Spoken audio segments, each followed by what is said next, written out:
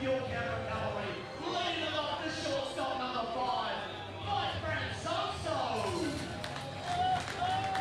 Batting second to first baseman, number 25, Craig Massey. Batting third, the designated hitter, number 24, Zach Wilson. Batting fourth, the right fielder, number 23, David Candelas. Batting fifth, the center fielder, number 30, Michael Browse. Batting sixth, the third baseman, number 4, Cam Warner. Batting seventh, the catcher, number 11, Kyle Erdman. Batting eighth, the second baseman, number 6, Logan Kingham. And the in left field, number 10, Cookie Aoyagi. And first make some noise for your starting pitcher, number 22, Stephen Chambers.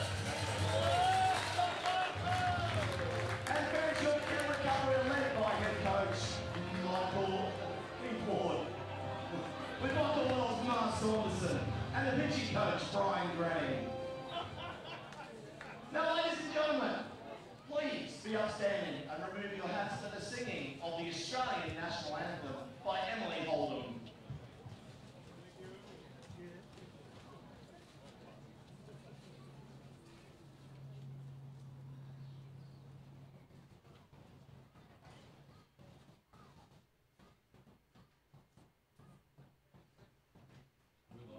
Australians, oh, let us rejoice, for we are young and free, with golden soil and wealth as well. Our home is the high sea. Our land abounds in nature's gifts of beauty rich and rare. In history's page, let every stage advance Australia fair.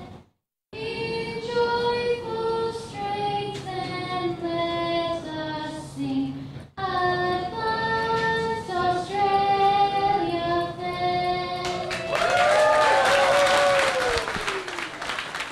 Good afternoon and welcome to Canberra, to MIT Ballpark for the second game in a doubleheader, the fourth game in a series and the eighth meeting between the Sydney Blue Sox and the Canberra Cavalry in the Australian Baseball League for season 2018-19. The Canberra Cavalry have taken 6 games of the 7 played between these sides. But in the ABL standings coming into this game, it is the Sydney Blue Sox who lead the way for the entire league with a 2011 win-loss record. Canberra 18-13. More interesting to note in that breakdown is that of those 11 losses to Sydney, 6 have come at the hands of the Canberra Cavalry. But it's Sydney who hold, at the moment, the top seed in the Australian Baseball League. But after today, 8 games left for all teams and still plenty to play for in the Australian Baseball League postseason. My name is Chris Coleman. Alongside me is Warwick Petherbridge for this vitally important game of baseball. Was good afternoon to you. Afternoon, Chris. You couldn't have said it better, my friend. Canberra just need to keep winning to try and stay away from that 4 and 5 seed wildcard game. That'll be a tough one. That'll be a very tough one, and we'll maybe get around to explaining that a wee bit later on, how that will work in the postseason, should we get the time during the course of this afternoon. We are not far off the first pitch. It is Steve Chambers for the Canberra Cavalry who will be out there on the mound. Steve Chambers is a right-handed pitcher. He has an 0-1 win-loss record. He's thrown 21 innings so far this season. He's given up 26 hits. He has 6 strikeouts and an ERA of 5.14. He'll be pitching to Kyle Perkins at the catcher. It's Massey at first, Kingham at second, Francoso at short, Warner, Cam Warner at third. Aoyagi at left field, Krause at centre field, and Candelas is in right field. And the lead-off batter for the Sydney Blue Sox is Trent D'Antonio. Warwick Petherbridge, I'll get you to go through the rest of that Sydney batting lineup in just a couple of moments. We're just getting a little bit of work done to our centre field camera, but hopefully we'll be able to bring you the shot from behind the pitcher's arm in just a moment. But the first pitch comes, and it's up a little bit from Chambers for ball one. And Trent D'Antonio comes in with a 271 average. Second game between these sides today. Not too many of the Cavalry players, not too many of the Sydney players getting hits in that first game. There was only 3 of them, Chris. And D'Antonio now with 1 and 1, make that 2 and 1. As Chambers, he started to work very, very quickly to start this game, not leaving any time between his pitches for the batters to get settled. And D'Antonio drills one, it goes into right field and goes flaring away foul. So now it'll be a 2-2 pitch. So Chambers getting things to go his way early in this final game of the weekend. A very busy day of baseball today due to a Saturday night washout. Trent D'Antonio, stalwart in this Sydney side for a number of years, takes the next pitch. So the first batter goes to a full count. Steve Chambers didn't have the best of starts last week, but after a shaky first inning, really settled down into a good routine on the Sunday afternoon game. D'Antonio, hard hit grounder. Now that's Massey at first base, pops the ball back into the pitcher, Chambers, who's come down off the mound, and we have the 3-1 regulation ground out completed. Warwick Petherbridge, take us through the rest of that Sydney batting lineup. Jacob Eunice, he is the man that steps into the box now, Chris, playing left field in this game, followed by Dwayne Kemp, Gift and Gope. Jason Rogers makes his first full game debut for the Blue Sox. Jack Murphy, Zach Shepherd, Alex Howe and Michael Campbell to round out the order. So Jacob Eunice, right-handed batter. Hundreds of games in the league. 260 odd. And has a go. 0-1 the first pitch for him. Yeah, 271 games in fact. So for Jacob Eunice at the age of just 25 in a short season league like the ABL, which over its time has floated between 40 and 55 games. For a player at 25 years of age to have that many games shows what a contribution he makes to his club. Next pitch from Chambers, low and away, 1-1.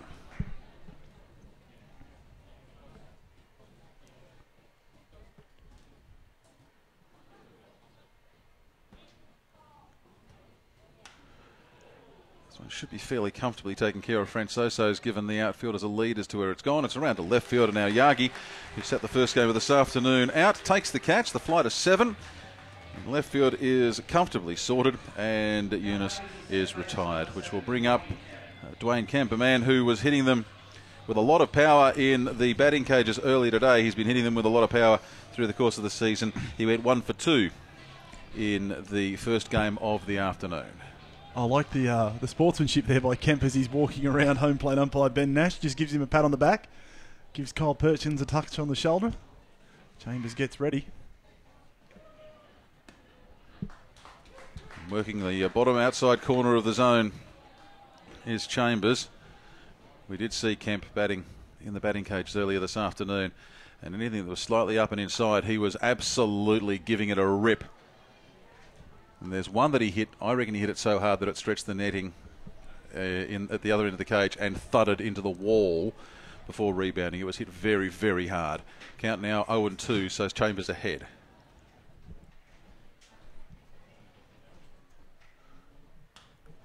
That'll be a foul ball. I don't know if there's a separation in the netting there, Chris, but he hit one that hard that it actually went through the roof and sat on top of the netting. Well, that's lots of power. Yeah, lots of power. That's all we need to say. Lots and lots of power.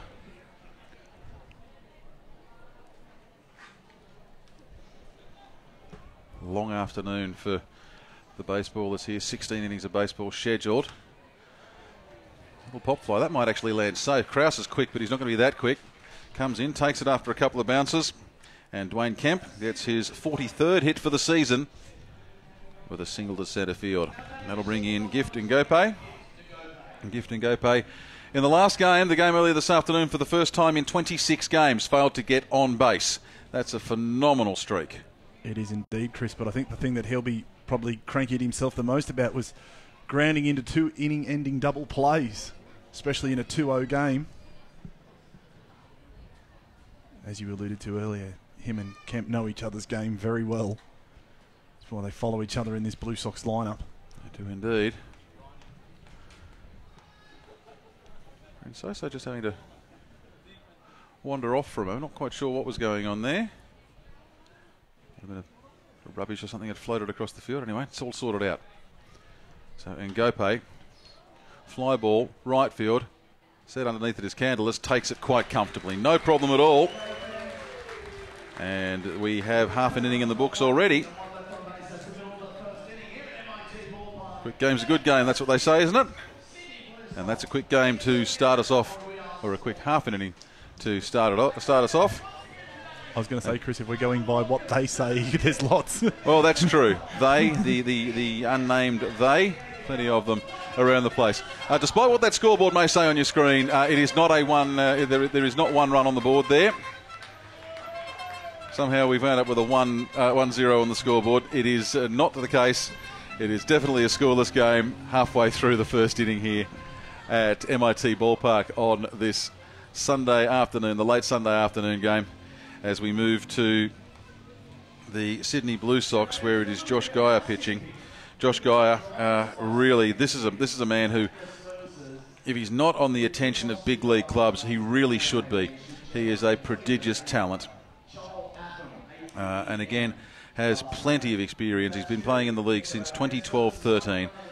He's worked out of the pen, worked as a starter. This year he's being used as a starter with 7 games so far under his belt, 50 games altogether for Josh Geyer, and we'll see how he goes this afternoon.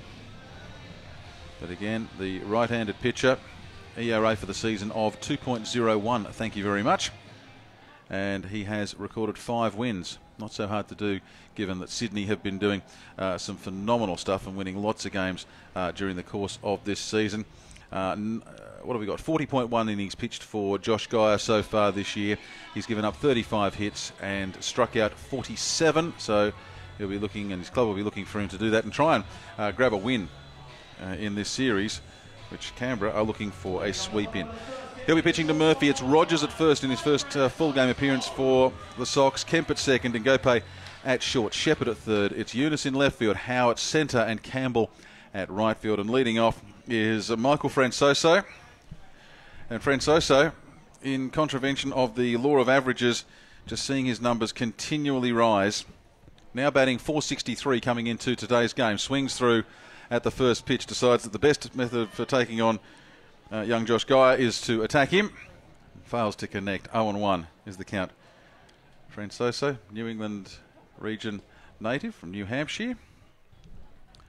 1-1 now the count. And a big hello to his parents, Rick and Patty. Francoso, watching in New Hampshire, where it's late on a Saturday night as Francoso gets a ground ball that gets past the outstretched glove of Ngope, and he just does it again. Does Michael Francoso. I've asked him between the games, is he seeing it like it's the size of a soccer ball? And he said, I don't know, man, I'm just riding this while I can. And can you say, can you blame him? By my count, that's 32 hits for him for this season. And that'll put his average up into the high 460s, if not over 470. Have you ever seen anyone in this league put together in 6 rounds what he's doing?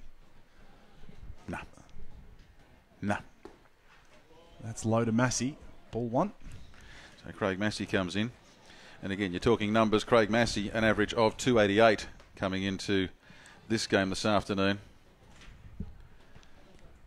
It really is starting to get reminiscent of the cavalry teams of the past, with just average numbers that start with 2s, some 3s, maybe some 4s. Just keep on ringing up the numbers.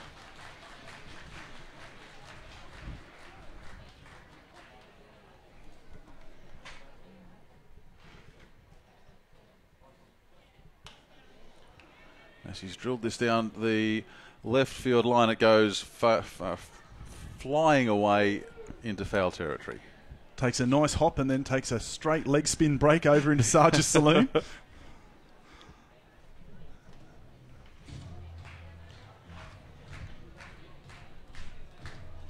1 and 2 is the count.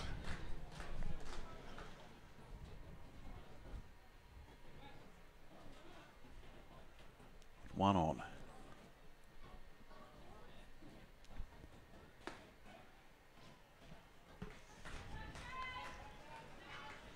It's not like Massey's been missing out either. 34 hits for him for the season.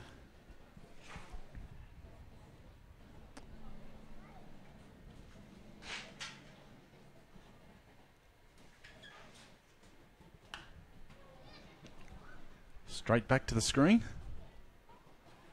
Moved up one in the batting order. They've all moved up one. Massey, there's a big shuffle for the 2 through 5 have all moved up. Cam Warner drops to 6. Maybe Keith Ward just looking at things, wanting a fresh look, especially when you've already got a series win in the bag. Also perhaps grouping the offense a little bit more tightly up the top of the order. You go to start 463, 288, 336, 241, 583 through your top 5.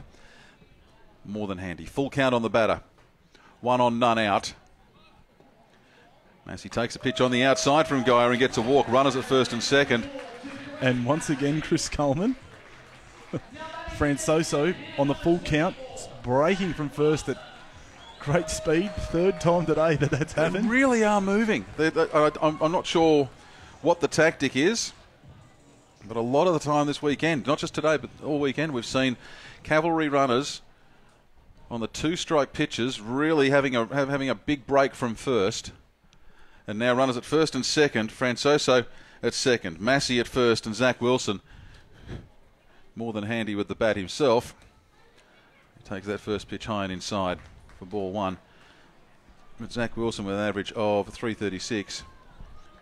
Wilson had 3 home runs for the series coming into the earlier game this afternoon.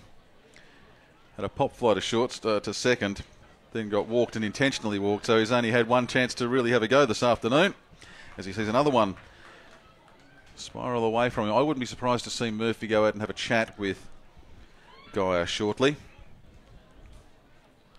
Just something interesting after this pitch, Chris. Wilson waits. Francoso, the cover of Ngope in the front of your screen. That's closer to the mark and is indeed where it should be. So Geyer pulls one back. 1 and 2, the count on the batter. If you look down the first base line, I've never seen this before. They've got a shade up on the City Blue Sox pen.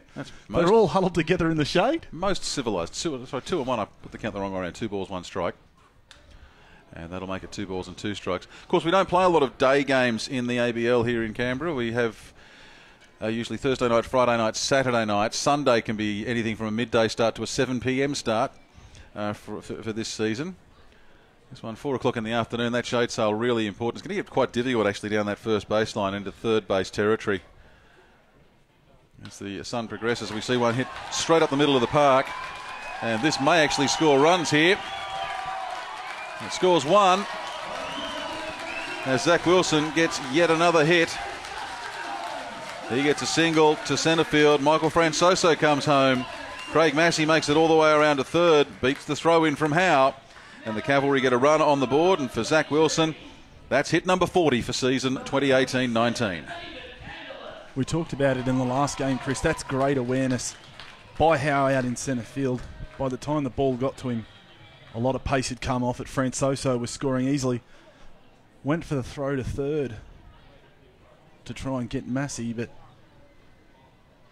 just a bit late. Candless steps in. David Candless had a tough start to the season, but his bat has really come alive in the last couple of weeks. Several hits across the course of this weekend. Takes a strike on the outside again from Geyer, so now it's 0 and 2. Candless has had 19 hits for the season now, so only about half the number of hits of Zach Wilson. well and truly on the way up. And that's gone to Ngope, across to Kemp, and across to first, where Rogers completes the double play. Certainly been double play afternoon. But a run scores, Chris. So Candler hitting into the double play, but it does bring home Craig Massey. And Michael Krause will come in with the base paths empty, but a 2-run cushion already generated by the Canberra Cavalry.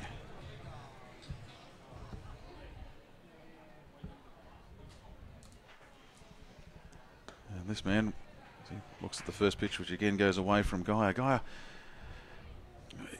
It is almost a natural reaction from a pitcher when there's such a big hitting lineup to be sitting there working away. You're not wanting to give the batters something to hit, but you've got to be careful when you're doing that, because you can give the count a chance to get up there as Krause sends one along the third base line. It rolls along the third base line, then at 2/3 of the way down takes a little skip to the left out into foul ball territory, and Krause will return to the batter's box.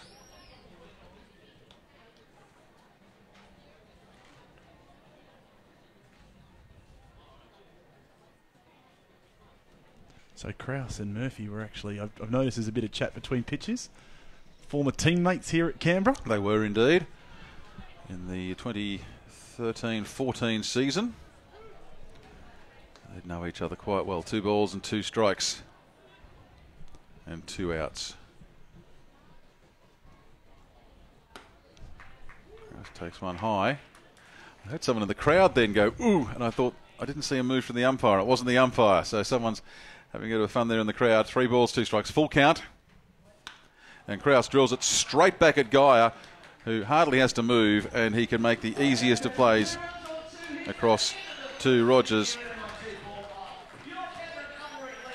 And the first inning is in the books, but the Canberra Cavalry, well, they're doing what they've done all weekend. They haven't been doing it all season, but it's just the last couple of weeks that the bats have really started to come alive, and they take a 2-0 lead after 1 inning here at MIT Ballpark. You look after them, and with amazing eyesight driver assist technology, we'll look after you. The all-new Subaru Forester. Every moment is a chance to do.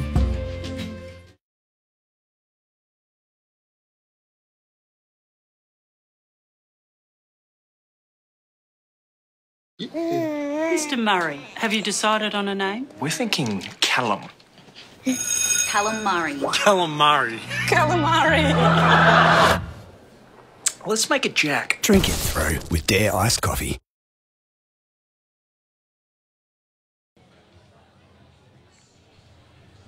Sunday afternoon baseball in the Australian Baseball League, where Sydney are playing Canberra in a game that will in all likelihood have fairly significant impact on how these sides sit at the end of the home and away season. 40 games in the Australian Baseball League. We should, perhaps for people unfamiliar with how things work, give a little bit of a description as to how it all plays out over the course of the afternoon. But effectively there's 8 teams. You have 4 in the North East Division. That's Brisbane, Sydney, Canberra and Auckland.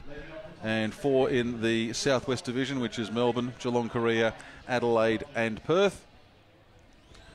And then you have 2 from each side qualify. First and second from each side of the draw qualify. And the next best record in the league qualifies for a 5th place game. 5th plays 4th in a 1-game playoff to decide who goes in there. And then in the seedings it's 1v4, 2v3. As we see Jason Rogers on his first start for the Sydney Blue Sox. Came in a little over an hour ago to make his debut as a pinch hitter in the top of the 9th, and that's why Sydney have brought him here, because he can hit the ball hard. It just falls in short of Aoyagi in left field. I'm not sure how Aoyagi got to that first or whether the ground got to it first, but either way it was not a catch taken. And so Rogers, well, he's now batting 500. He's had 2 plate appearances for 1 pop fly out and a single to left field. Nice by Chambers there as well. throws the ball over to the Sydney first base coach for Rogers' first hit in the ABL. Oh, why not? He might have played in Major League Baseball, but it's still nice to be able to take home the souvenir. Jack Murphy steps in, and must say on a personal note, Chris, it was very kind. He took some time to speak with me between games while he was getting some treatment. Well, Murphy this afternoon, in the first game this afternoon, he had 3 plate appearances for precisely 0 at-bats. He got walked, and he got walked. And he has a strike against him now, courtesy of Steve Chambers. That won't worry him too much. And he brings an amazing amount of experience to the Sydney Blue Sox. That's a big foul fly ball. Catcher optimistically comes across to try and take care of it, but it's gone over the top of the safety netting, bounces a couple of times into the stands, and goes in the books as strike 2. Off the shade of the coffee wagon, where there was about 7 kids waiting for it to land, Chris. Did one of them wind up with the pill? Yes, they did. Murphy 0-2. So, in the top of the second, Chris, we're exactly halfway through the marathon. Too true. High and outside that first pitch, or that next pitch rather, from Chambers. Very high and very much outside. 1-2. I think we've got things sorted out at Setterfield now.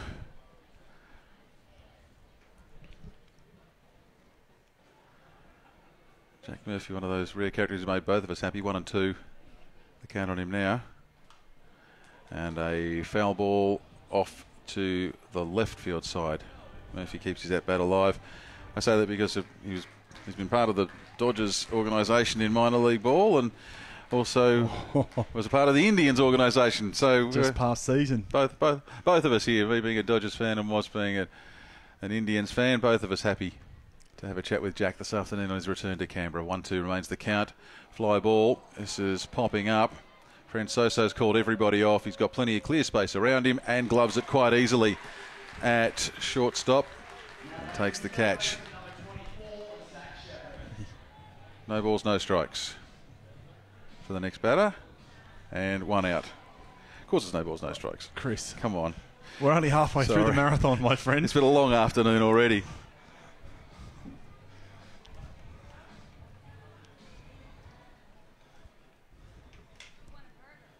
Zach Shepherd. Foul along the third base side. Shepherd had 2 strikeouts earlier this afternoon, which took his tally. I double-checked this. 50 for the season. Do you raise the bat for that? I'm not entirely sure. I think he's fouled that one off his foot, Chris, because he's favouring stretching out his left foot as he was coming back into the box.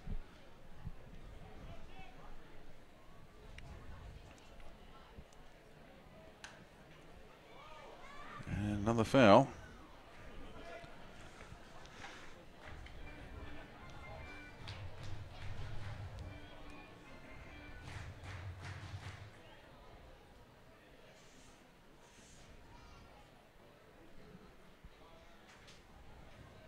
So here's the 0-2 count now.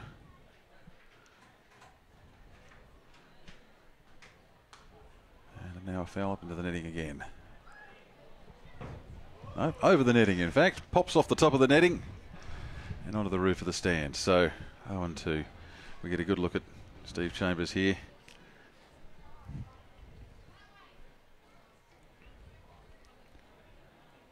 Getting himself set. Has dual duty for the Canberra Cavalry, of course, this season to Steve Chambers.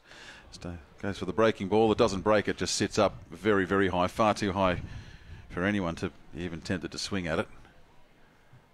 Shepherd takes the pitch for ball 1. Dual duty for Steve Chambers, of course, this season, being a man who's played in Japan and is fluent in Japanese, so quite often working as the club translator in game situations.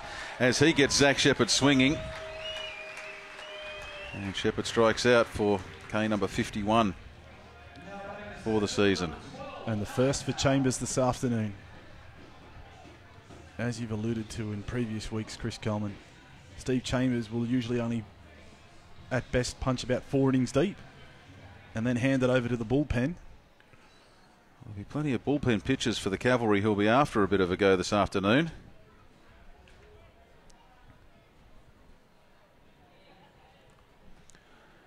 The first game, Frank Gailey went through 6 innings, so there was only one player required in relief, and that was Tomoya Mikami, who did his job quite nicely. 1-0 for Alex Howe. For Howe, it's an average of 256 to start off this afternoon.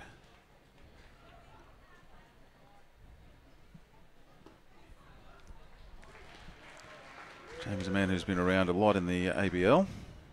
Canberra, Brisbane and Adelaide, the clubs he's turned out for. This is his second stint with the Cavalry.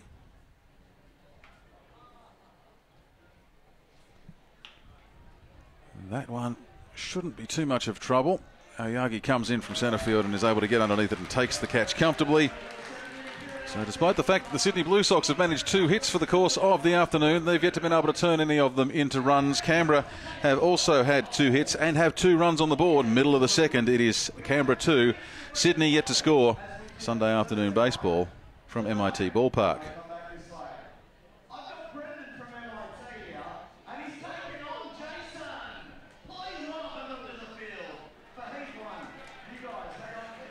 Well, great to have baseball here in Canberra, and we are often told that this is a one of the most picturesque views in Australian baseball, but you've got to hand it to Scott Powick from ABL Media, who has supplied us with a couple of photos from Brisbane last night where the weather really turned it on, as did the Brisbane Bandits. Check that out. Max Brown from Auckland, he got a double on that hit. But have a look at that for some stunning view. How good does this game look? In Australia with sometimes very colourful uniforms. I love that Tuatara teal jersey. And then Ryan Simpler, the pitcher from Brisbane. There with, again, the floodlights starting to take effect and some magnificent late afternoon / early evening storm clouds there in Brisbane. Well done to Scotty Powick and to the ABL media team. And there's some great photos from the Australian Baseball League on the ABL Instagram feed, and well worth checking out, as well as via the website at theabl.com.au. But how good's that one? How good does that sky look, Was? Oh, I used to live just west of Brisbane, Chris. Some of the skylines you used to get are amazing. Just quickly around the league, Adelaide gave Geelong Korea a long afternoon, 21-1 that finished up, as Gaia misses outside. And of course, in Melbourne, bottom of the 8th, Perth leading 4-2. So Cam Warner's been batting number 2 in the lineup for quite some time. He's now been shuffled down, a bit of a reshuffle in the lineup, and Warner now batting in the 6th hole, averaging 235, so still more than handy to have that far down the batting order.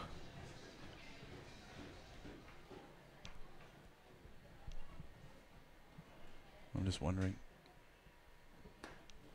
if, as he swings through Warner there, Chris, as I said to you about 10 minutes ago, whether the idea is just to have a look at a different lineup with a series win already in the bag. Warner, he spooned that. It's going to fall into Three Stooges territory, and it lands in between 3 outfielders. Not the first ball we've seen do that today. And Cam Warner, I won't say he's been in a slump, but he certainly had a little bit of a dry spell, but gets himself on base, and not just on base, but on second base, with one that goes between 3 in the outfield, between short and second and centre field. Always tough when the ball's going in equidistant between 3. Yes, the centre fielder gets to call it off, call the others off, but it was just on the extremity of Howe's reach and just too far for Ngope or Kemp to take care of it. And Cam Warner gets on, and the hit parade for Canberra continues through this Sunday afternoon. And as always, Chris, as a batter, it is always intentional when you do it. Absolutely it is. Ball 1. It's Kyle Perkins who comes in. Catching in this game, Perkins. He was playing left field in the first game. And Perkins has drilled this to right field or to right centre, and it's how it comes across from right centre. The race is on, the throw comes in, the ball is there, but I think Cam Warner gets there first. He does. So Perkins will be out on the fly to centre, but he's advanced Cam Warner deep into scoring territory.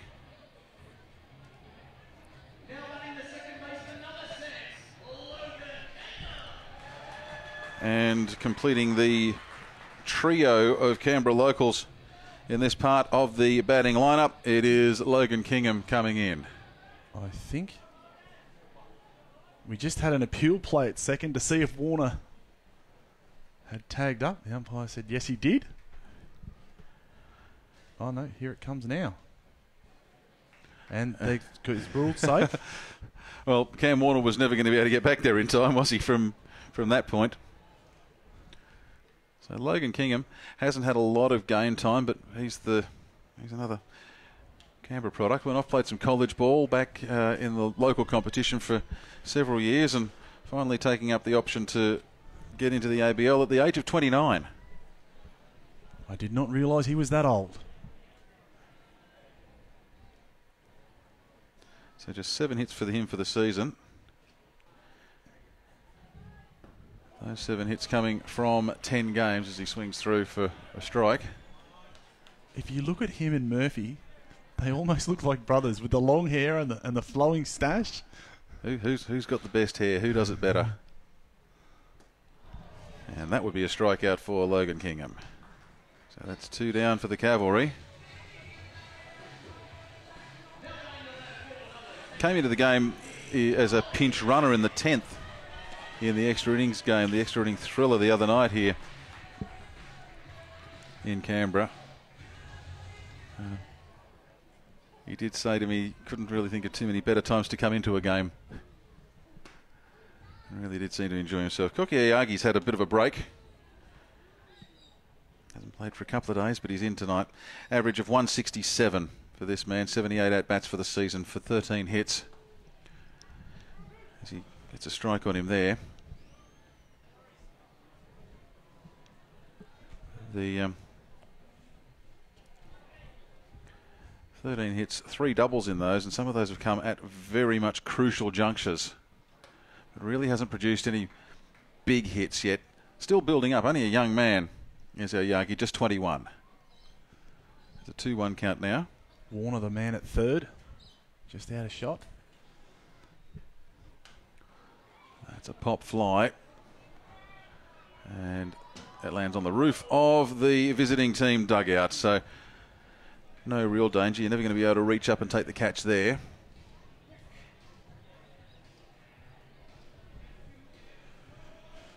Deuce is wild, as you would say, Chris Coleman. 2 balls, 2 strikes, and 2 outs. Sorry, I just had to beat you to it once. Get the reminder in. Just once.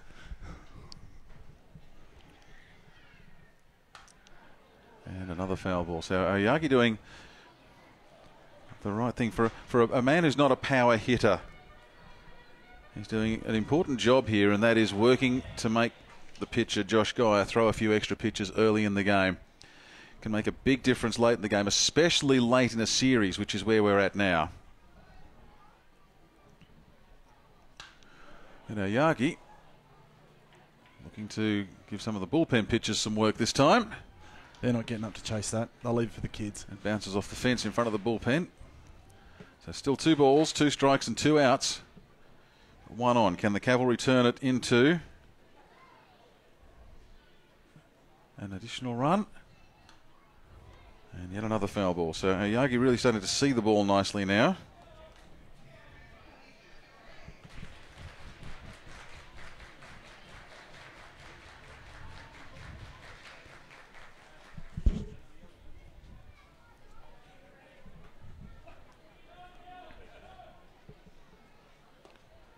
And brave.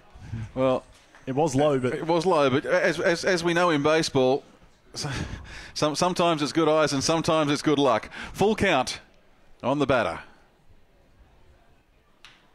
And Oyagi, he's found the gap, and Gope has a really red-hot go to try and get it, but Oyagi gets an RBI, his 4th for the season. The Cavalry have 3 on the board.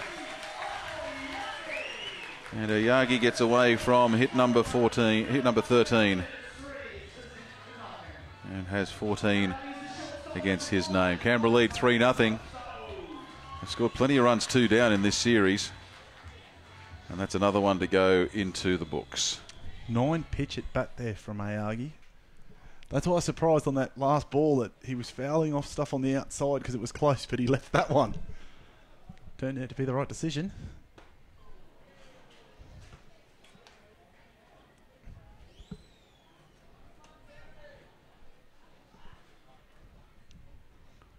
So back to the top of the list again with Michael Francoso. And Francoso just, showing great patience as he does.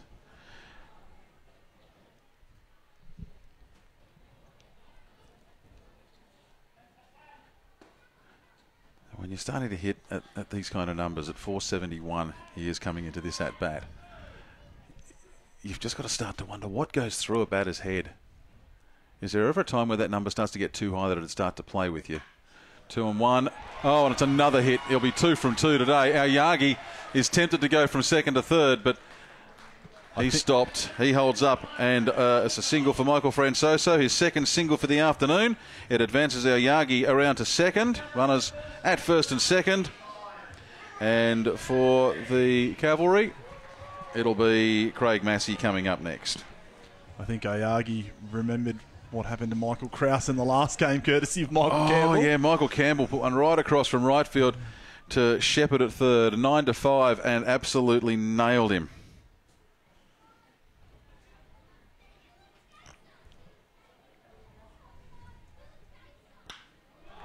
Where's this gone? To left field. Now Oyagi being sent this time. He's quick. The throw goes into the cutoff man, and Oyagi, with an abundance of caution, slides in, gets another run on the board for him. Craig Massey, he's at first. Michael Francoso, he's at second. It's another RBI for Craig Massey. He has 17 for the season. He has 35 hits for the season. And this is really turning into a Sunday special for the Canberra Cavalry. They lead 4-0, bottom of the second. And Zach Wilson due up. Oh, yeah, it just gets easier, doesn't it? I was going to say, Ayagi, with the right decision to turn back, not to challenge the throw from Campbell. And now Wilson, he's popped one straight across to Shepherd. Shepherd doesn't have to do any extra work. He takes 2 extra steps in, because with the force out play in effect, he dismisses Francoso. At third, and after 2 innings, the home side leading at MIT Ballpark 4-0 over the Sydney Blue Sox.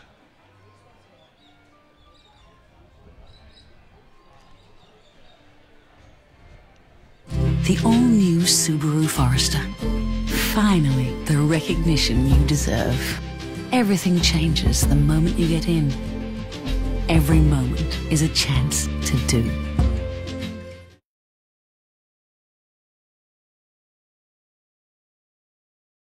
The all-new Subaru Forester. Finally, the recognition you deserve. Everything changes the moment you get in. Every moment is a chance to do.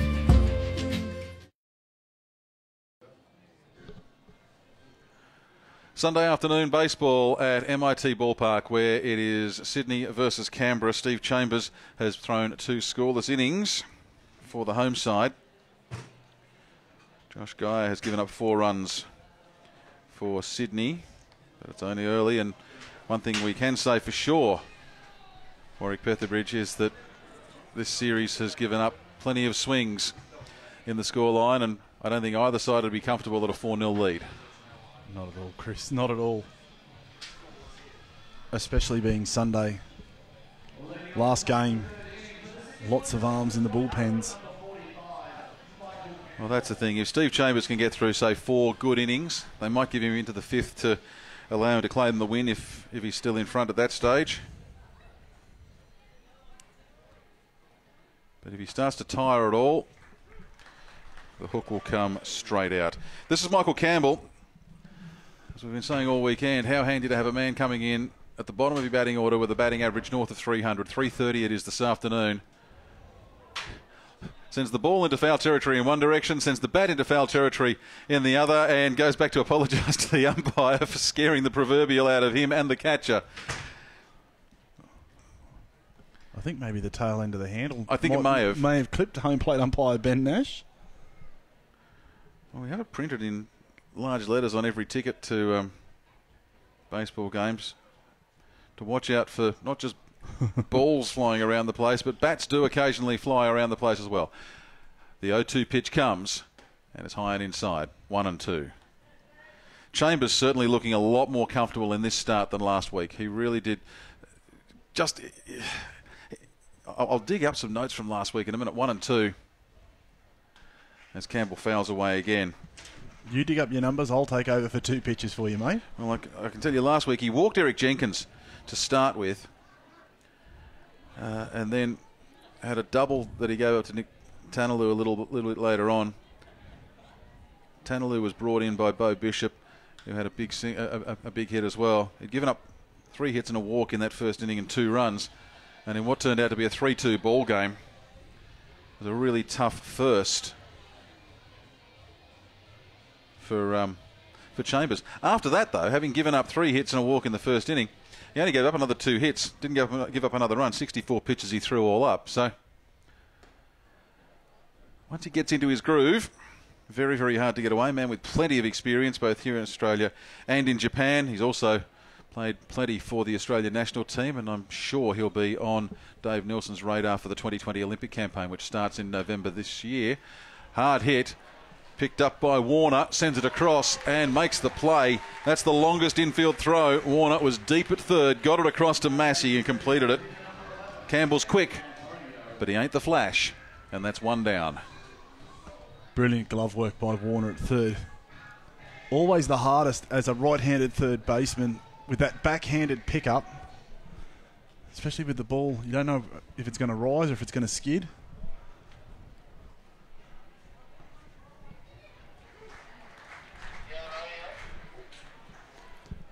We go back to the top of the order. Trent D'Antonio. He has already an 0-1 count. And now it goes to 1-1. Now the commitment that some of these players show in the Australian Baseball League, and Trent D'Antonio is a great example of that, as another pitch from Chambers is high and away. D'Antonio, 307 games in the Australian Baseball League, 1,074 at-bats. I think there's only him and Alan D. San Miguel with those kind of numbers in this league. 307 games of baseball. In a 40, as I said before, 40 games I think is the shortest the league's ever been. 56 I think is the longest we've ever had. As the count goes full. And then to maintain a batting average of above 250, his average is 266. His on-base percentage 391. The very model of consistency. Full count. And I think Steve Chambers, well, he's just done the fireman there. He's pulled the ladder out and he's managed to get Trent D'Antonio to climb it and strike out. Second strikeout for the Blue Sox for the afternoon. And in comes Jacob Eunice.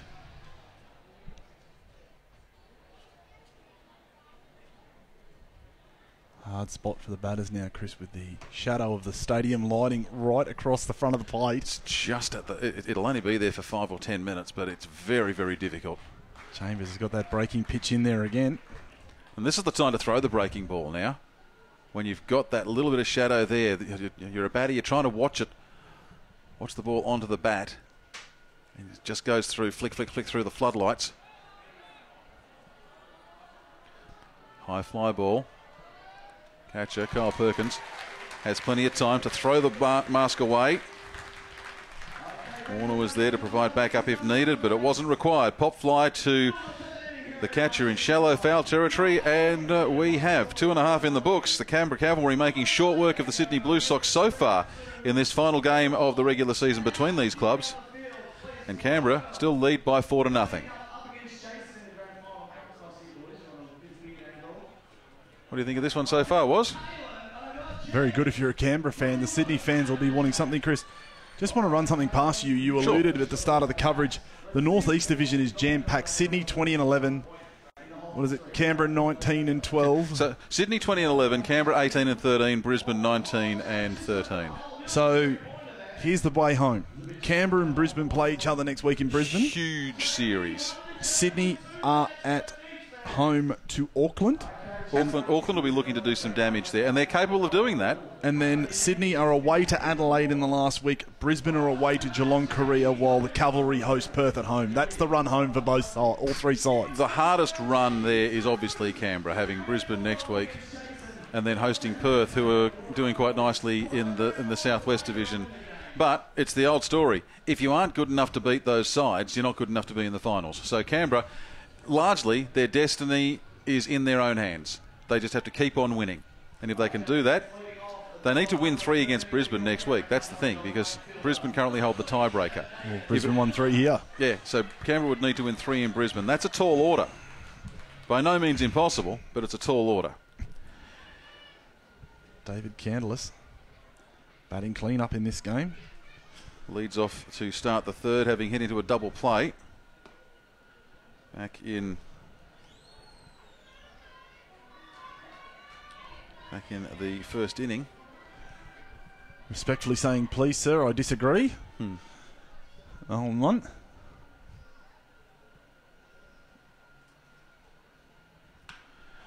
And we haven't seen one go into the David Candelas car detailing lot yet this season, and now we have. That is where he hit many a long ball in the 2017-18 Australian Baseball League season. There were a couple of cars parked in that part of the car park that wound up with dents on them, courtesy of Candy. It's been a big wait for the fans, but he delivers this afternoon. Who can? The Candy Man can. 5-0 to Canberra. Chris Coleman. Candy's detailing lot back in business.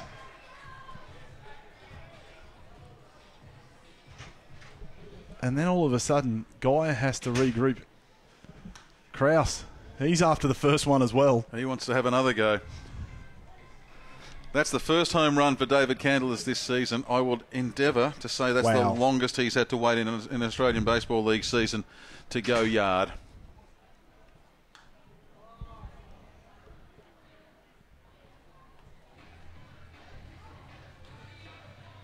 We gave a shout out to Michael Francoso's parents earlier. We should also give a shout out to David Candelas' family. I know his father Martin will be very excited about that, to see David just continuing to return to form and finally going big, long and yard over left field. He's put so many over those signs, the Alive Fitness and the Chamberlain's Law Firm sign in the past. I must say though, wonder what the Blue Sox are thinking after the first pitch when he turned around and says something to Ben Nash and then puts the next one over the fence. Yeah. That one's inside, 2-2. Well, maybe he turned around and said to Ben Nash, doesn't matter, I'm going to put the next one out of the park.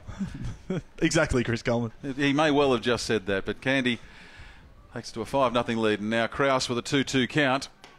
Check swing on the high one, goes to a full count. This is now a tough one for Josh Geyer. This is a really tough one for Josh Geyer, and at the moment there's nobody up in the Sydney bullpen. It's Josh, you're going to have to eat a few pitches here now. Krause finds the gap as well. Goes between Shepherd and Ngope, picked up by Eunice off the grass in left field, but Krause gets a hit. And is that 8 hits for the Cavalry this afternoon? That is 8 hits for the Cavalry this afternoon, Chris Coleman. It's in the third inning. In just 2 innings of work, because there's none out here in the third.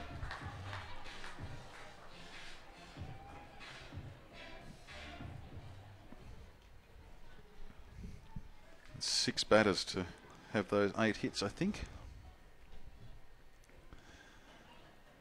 7 batters to get those 8 hits, in fact. So the Cavalry doing something they'd struggled to do earlier in the season, and that's getting hits after each other.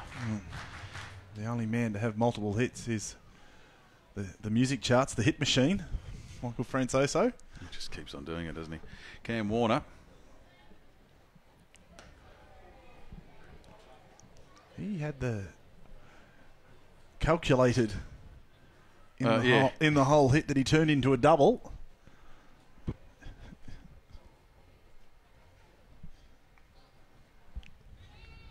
As the 1-1 count. And now we've got potential trouble here as Krause comes in. The pickoff has gone to second, to first, and Krause has actually slid off the bag at first. So picked off. I don't think the Cavalry will mind that too much. They're now showing Sydney, well, we're 5 up, but we're not going to take the foot off the accelerator. We're going to keep being aggressive this afternoon. Interesting to see what first base umpire Riley Barrington would have called if Krause had managed to hang on to the bag. Ball stays fair. Shepherd, almost in self-defence mode, bats the ball down, keeps it from going further up the line. It may well have been turned into a double had it gone up the line. And Cam Warner, well, maybe he likes batting further down the order. He's 2 from 2 now, and he's on base. And for the Cavalry, it just continues to get better and better this Sunday afternoon. Poor Shepherd. It was, whereas the one that Warner had in the last innings kind of just took a true hop and into the mitt. The one on Shepherd seemed to come up on him, and with the backhand, he's closed the glove just a little bit too early. And down it's gone. That's the 9th hit in 2 1/3, Chris Coleman. And Cam Warner has 2 of them, so he joins Francoso in the multi-hit club earlier this afternoon. And now Kyle Perkins gets one away. 9. Wow, 9 on 7 hits. 9 hits on 7 players. Perkins at 1-1. Guy just continuing to work away from the right-handers, and it's a predominantly right-handed batting lineup for the Cavalry.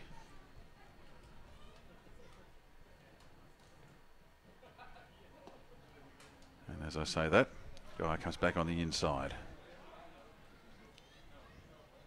It's a ball, so now Kyle Perkins gets ahead of the count. Kyle got a good piece in his first at-bat. Out to centre field. Was a good catch from Howe. This one he's got a good piece of, but I think it's going to go into foul territory. It does. It sails away towards Snake Gully outside the park on the right field side. Sorry, I can't tell by the handwriting from the Sydney management. Garrett Granitz? Is it Granitz? G-R-A-N-I-T? Greats. Greats? Garrett Greats, I think. Oh, sorry. Just the handwriting. He's warming up in the bullpen.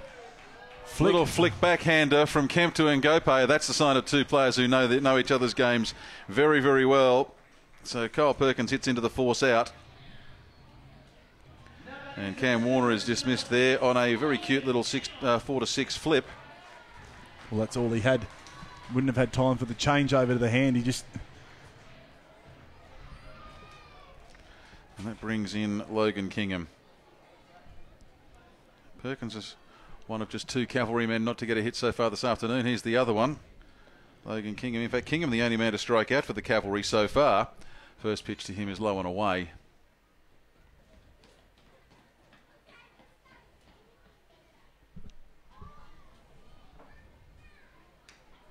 And Kingham has a swing. Good chance for players like him to get some exposure and get some game time this afternoon. Exactly. Leading in, pushing for a playoff charge. That's low to Kingham. 2 balls and 1 strike. And this thing, even for Kingham, who hasn't been having a lot of game time this season, he still comes in with a 280 average.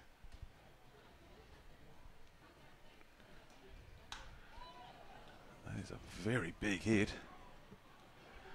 There are a few people who park their cars down in that part of the ballpark. Down there on the right field corner. There are some places I would never park my vehicle, and that is one of them, because when the foul balls go down there, they are usually going at a fair amount of pace. 2 balls, 2 strikes, 2 outs, and Kingham swings through, gets enough on it, or gets something on it. It deflects away between the catcher and the umpire. Keeps his at-bat alive. 2 balls and 2 strikes. There's a runner at first.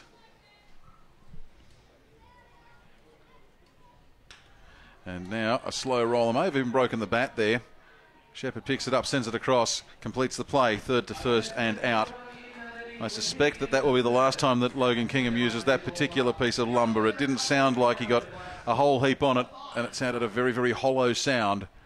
But regardless of that, after 3 innings, it is Canberra 5, Sydney no score. Canberra have scored in each inning so far. Sydney yet to open their account at MIT Ballpark.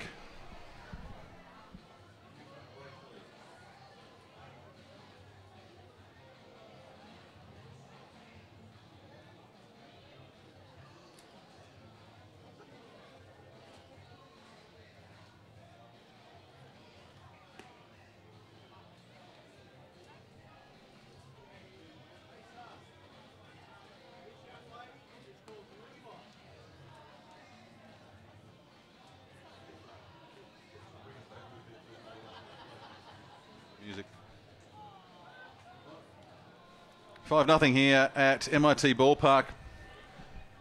8th game between Canberra and Sydney during the course of the season. And it does seem that Canberra are the only side that have given Sydney repeated trouble during the course of the 2018-19 ABL season. Quick mention of our friends at Fielder's Choice, who give a national service to people who play diamond sports, whether it's baseball at the professional level, t-ball for the kids, softball at any level.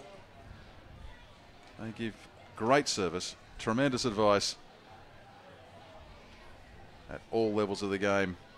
Great prices too. And gee, they've got some good gear. I was looking at the website the other day. There is some good stuff on there, mate. There's some really nice stuff there. Oh, I've already been looking as well, Chris. Play winter ball where we live. Fielder's Choice. You can find them online, www.fielders.net, or in person right around the country. We move into the 4th inning. Sydney, they need to do something. They need to make some sort of a move and get some momentum. Otherwise, they are in danger of being swamped by an orange wave this afternoon. Dwayne Kemp to lead off. Steve Chambers remains on the bump. Kemp to be followed by Ngope and Jason Rogers. Kemp with one of Sydney's 2 hits earlier this afternoon. And he sends a comebacker at Steve Chambers, who, well, he took that absolutely textbook. Right off the hip. And then took the time, realised that he had all the time in the world then to send it across to first, get it to Chris Massey, Craig Massey, and complete the play. That's 1-3. It's been a long day, my friend. We had a Chris Massey in the league in the past. Oh, okay. Sometimes names just pop into your head from years gone by.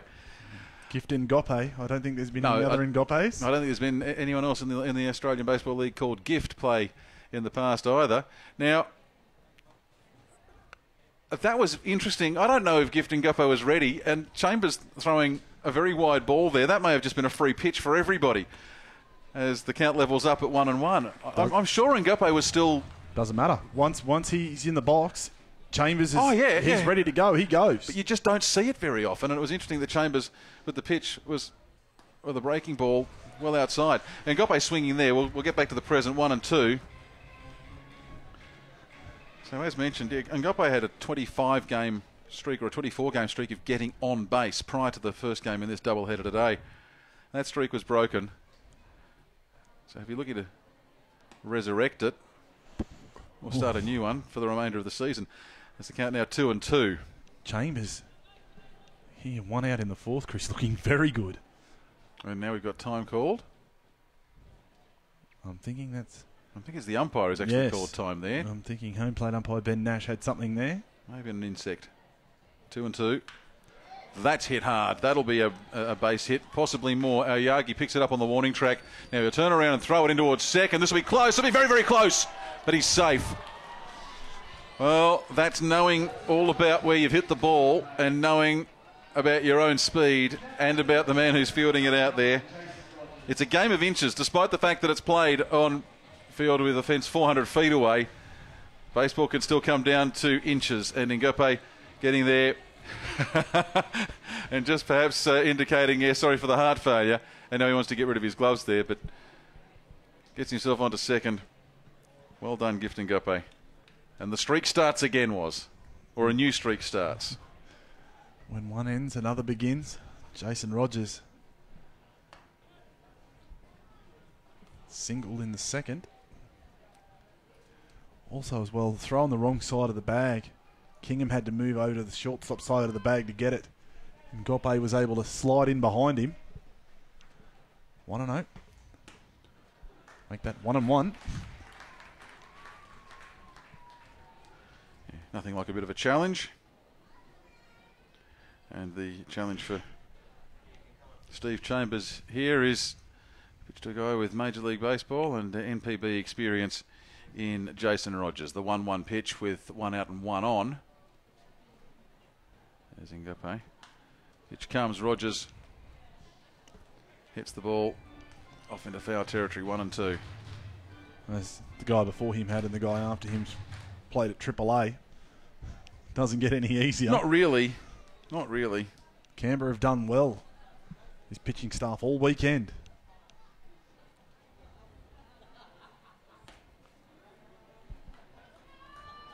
Okay, it goes to 2-2. I'm going to leave you the play with you for just a minute, Not a worry. You talk about J.R. Bunda and you hear that sound into the glove, but Steve Chambers really hitting Kyle Perkins hard. 2-2. Rogers foul on the first base side. Craig Massey heads over. Oh, off the Blue Sox bench and has knocked over someone's umbrella, but they're okay. Count remains at 2-2.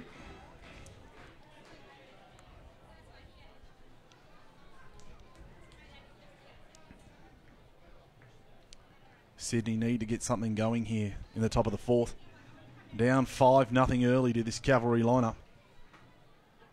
And Gope's at second. There's the breaking pitch. Rogers gets enough on it to foul it back. Count remains at 2-2, Chris. Tell you, the conditions for baseball don't get much better than this. We often talk about how good it is for playing at night here, but on a day like today where it's 24 degrees, a little bit of breeze around, very little cloud, really consistent conditions, good seeing for everybody. Full count now.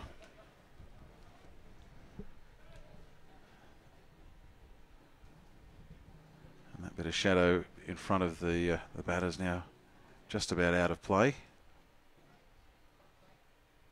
And Chambers, I think he might have just thrown the sucker punch there. He's left that sitting a little bit higher. It might have been the breaking ball that Rogers was expecting, but it stayed up. And Rogers strikes out. Big boosting strike out there for Steve Chambers. He is bringing it today. Like, as you said, Chris Coleman, he didn't have his best outing last week, but today he is keeping these Blue Sox bats quiet. 52 pitches, 36 strikes through 4 2/3 innings. 3 2/3 innings, into the fourth rather. As Jack Murphy comes in. Jack will know a lot about Steve Chambers.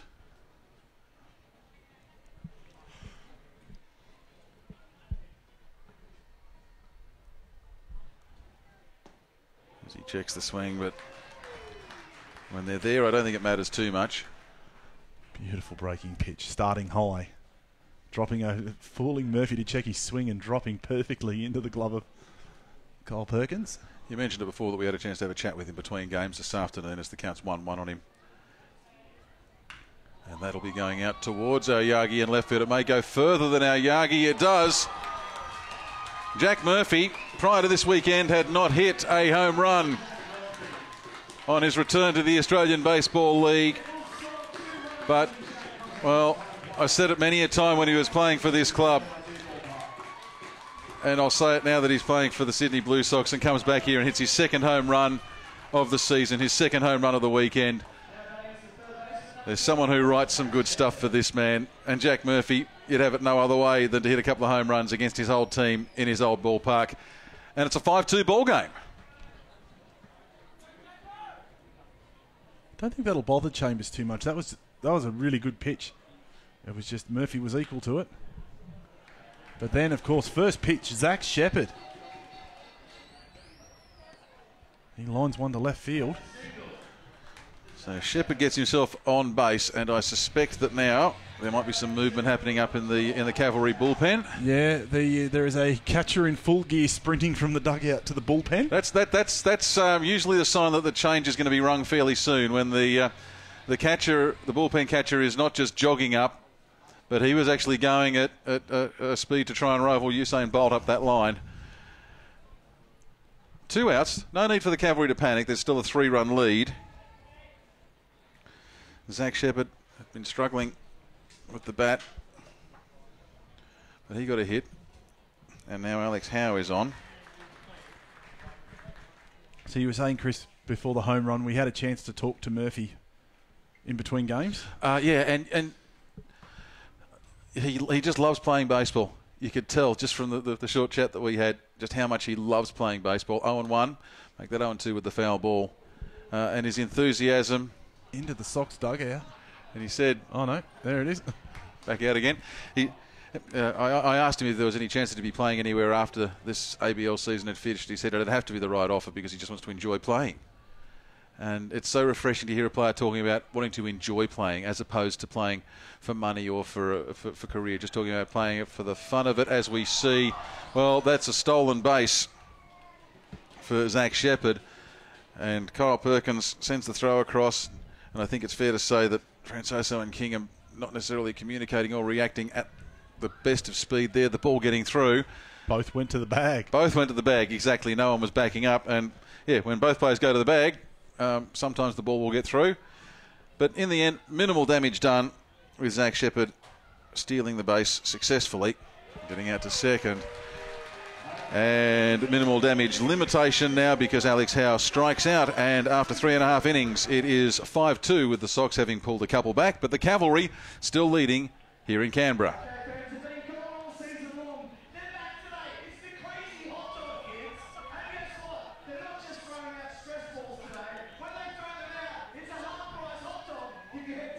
For Canberra, it'll be our Yagi, Francoso and Massey to come in. So Massey, he had a bat in the first and then a bat in the second, missed out in the third, but he'll be up again in the fourth. So he's having a run. Francoso's having a go. Plenty to like about this Canberra lineup at the moment. Well, the pitching change has happened. Yes, indeed. Geyer out. So Greats comes in. Great. I apologise to the man.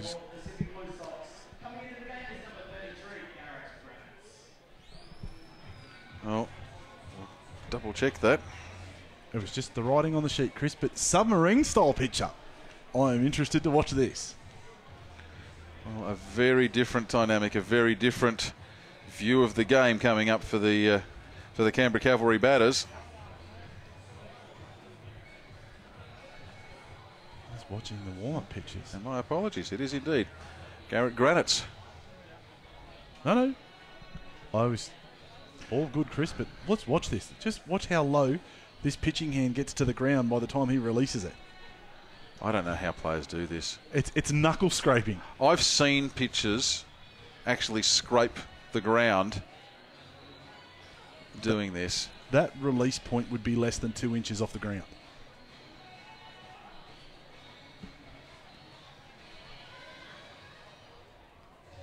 But just to finish up on what you're saying about Jack Murphy, it was, as you said, refreshing to hear, Chris, someone saying it has to be the right offer because he doesn't want to go somewhere and he wants and sit and be in, be out. He wants to play every day. Wants to play, wants to enjoy it. Man who's given so much to the game of baseball in Australia, I think he's entitled to that. Garrett Granitz comes in 11 innings pitched, 7 strikeouts, 15 hits. Submarine pitcher.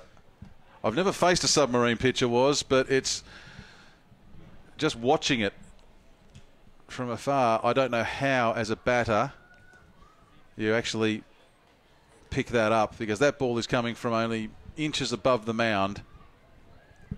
And sometimes the ball will come up at you. It's almost like a softball pitch. Sometimes it'll come up at you. And then you get that one where it comes up and then drops again. Yet to find the zone, 3-0. So Yagi, with patience here, will be able to get himself on base. He only got to go for the right pitch. And he was 10 feet up the line when the call came. Sometimes wonder, I'm not saying it was the case there, but sometimes I wonder whether umpires, when they see a batter walking up the line like that, they say, hang on, I haven't made the call yet, I'm going to make you wait. 3-1 and 3-2. Yagi was off, was ready to go again. I've faced a submarine pitcher once, Chris, but I was lucky. I play softball as well, so as you said, as it comes up on you, outside, ball four that time. That was very much high and away. So Yagi, after a hit, his first at-bat, gets a walk a second time, and lo and behold, we're back to Michael Francoso. Can he get the hat-trick of hits this afternoon? He's had a single to 8, a single to 9. Doesn't hit too many into left field, but We may just get to see that this afternoon as he looks to work his way numerically through the outfield.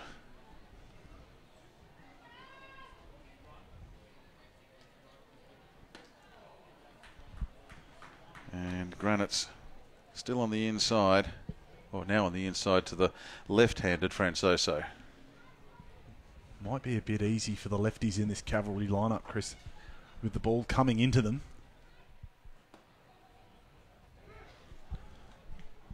High and inside. Called though. Hit the top corner of the zone. Oh yeah. No, but still not a problem about where it was, but certainly a higher pitch. Moves one away. Francoso likes the look of it. Gets a tiny piece on it. Umpire Ben Nash signalling in there that it... Foul tip, but still goes in the book as a strike. 1 and 2. So I'm just thinking if it's away at all, Francoso will really be able to have a good hack at it. The one coming up high and inside, I just don't know if he's going to get much leverage on it. They'll be hard for him to hit anywhere than straight down the first baseline, just at that angle. They're coming up and in at him. Count is 2 and 2 on the batter. None out, 1 on, and that one is Aoyagi. That has gone straight up the first baseline, out at first. And now Aoyagi, he's in the run-down play, second to first, and tries to duck underneath as Rogers makes his way up the line, but Rogers far too experienced to give that up. And we've had another unusual double play. We had a number of them in the first game of the doubleheader this afternoon, and that's the first of our unusual double plays for this one. Indeed, Chris Coleman. Out of all the places that Francoso could have put it, straight at the first baseman was probably the last place you want to be. And Aoyagi in the 3-4-3 double play. Don't see a lot of those. And that brings in Craig Massey. And Craig Massey puts the ball out, waits for the first pitch rather, which comes outside. 1-0 is the count.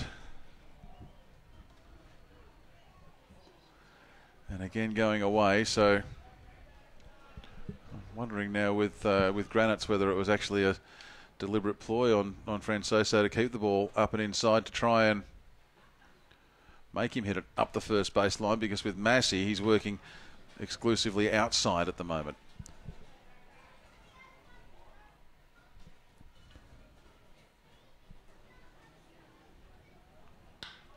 Now Massey hits one, not up the first baseline, but it's picked up by Kemp at second. Sends it into Rogers at first, and the 4-3 play completes the inning. And it was in a slightly unusual way with a lead-off walk. It was still a case of 3 up, 3 down. And the Cavalry go scoreless through an inning for the first time this afternoon. After 4 innings, it is Canberra 5, Sydney 2, as we take a break at MIT Ballpark. Sunday afternoon baseball.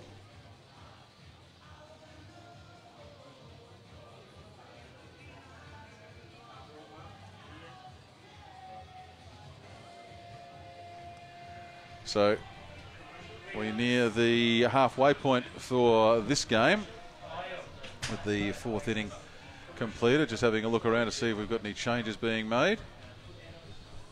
On the mound, the Cavalry giving Steve Chambers a 5th inning for this afternoon. So if they hold on to the lead through this inning and for the rest of the game, then Chambers will be the man who'll be credited with the win this afternoon. Not seeing any other changes at the moment. Outstanding visibility, so you don't miss a thing. The all-new Subaru Forester. Every moment is a chance to do.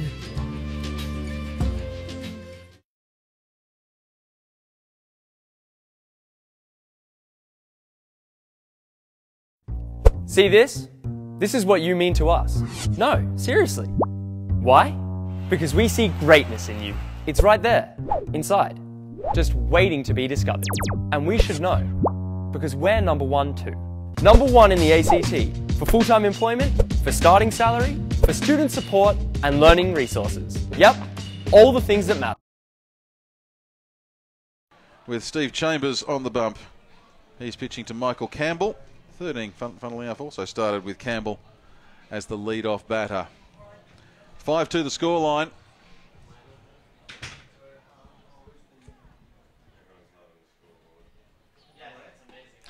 As the first pitch from Chambers is for strike one.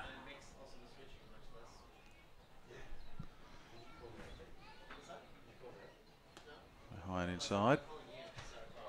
High-ish and inside. So it's now 1-1.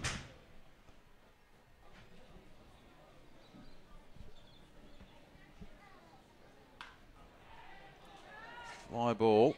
Oyagi was faced with the choice there of coming in for a risky catch or letting it bounce. Took the second option, probably the smarter of the two options. Difficult when you're running in.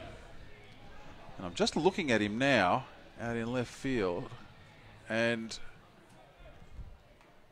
he was just his right hand. He took, as soon as he's disposed of that ball, thrown it in, he was giving his right arm a real stretch as though he's injured himself. We'll just keep an eye on that through the afternoon as D'Antonio gets a hit, so hits off successive plays. 9-5 play potentially on the way. That ball's gone a long way past. Cam Warner realised that it was going a long way past him, and so he's gone chasing it to the fence, and in doing so has actually saved a run for his team. That's good defence from Cam Warner, because that may well have been an extra base for Michael Campbell. I'm still just looking at Oyagi out there in left field. He does not look happy at all.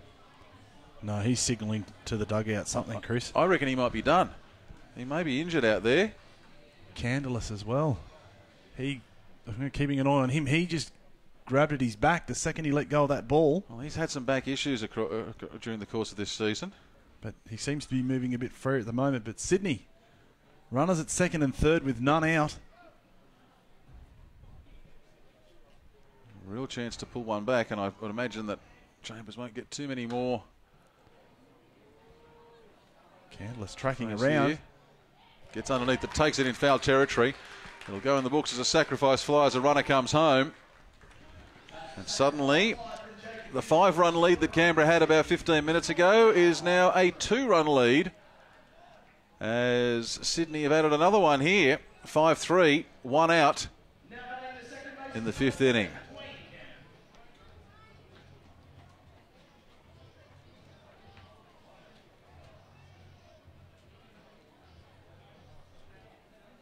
Dwayne Kemp. Well, he represents the tying run, and let's face it, there are a few players you'd rather have out there for a potential tying scenario, but he's put it straight down the throat of Krause. Now, Krause has held onto the ball there with 1 out, and for Dwayne Kemp, it's a sacrifice fly to centre field. Trent D'Antonio comes home. And now it's a 1-run ball game. Baseball, I love you more than any roller coaster. As we go to a 5-4 ball game, and we're not even at the midpoint of this one. And look who comes up now. Gifting Gope doubled last time on his way to scoring off the back of the Murphy home run. Swings, sends it to Warner. Warner has to take a few steps to get there, sends it across the diamond and completes the out 5-3. So it's done, but the Sydney Blue Sox have put 2 more in the book. And it is now 5-4 as we move to the midpoint of the game. Oh, you'd be a brave person to try and pick how this one's going to finish up, was. You'd be very, very brave and probably foolish to have a go at it as well. Especially now. There's still action in the Cavalry bullpen. So it'll be interesting to see who comes out to start the 6th for the Cavalry. But Sydney already into their bullpen, Chris, and bullpen games are probably the hardest to predict. Oh, yeah. But Canberra, they will start off with Wilson, Candelas, Krause. Tough ask for any pitcher. The submarine pitcher, though, Garrett Granitz. There's a couple of players throwing submarine style in the league this year, or sidearm. But gee, just looking at this is Genuine sidearm stuff. And I reckon on that warm-up pitch he did actually scrape the ground. There was a puff of dirt came up. I don't think it was necessarily from the foot as he kicks through. It may have been. It's always hard to tell, but he really does get low. But we get back into the action in the 5th inning, the bottom of the 5th, with Zach Wilson, who's 1 for 2 today, 40 hits for the season.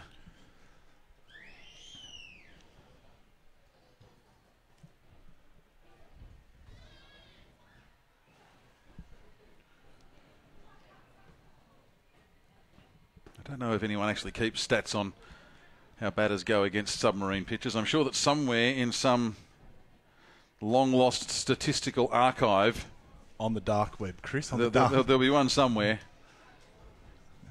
Wilson quickly down 0-2.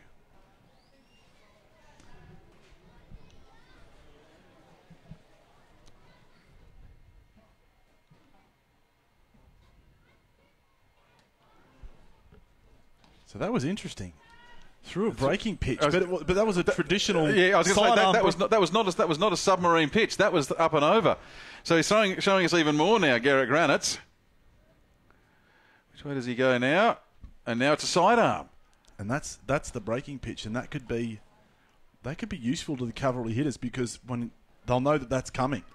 It's a huge difference. That's one of the things as a pitcher. You try not to have a difference between your pitches. Now he's back to the submarine stuff, and Wilson likes it, hits it hard, and Gope it's short, sends it across. Rogers completes the play at first. We're learning a little bit more about what Garrett Granitz has got.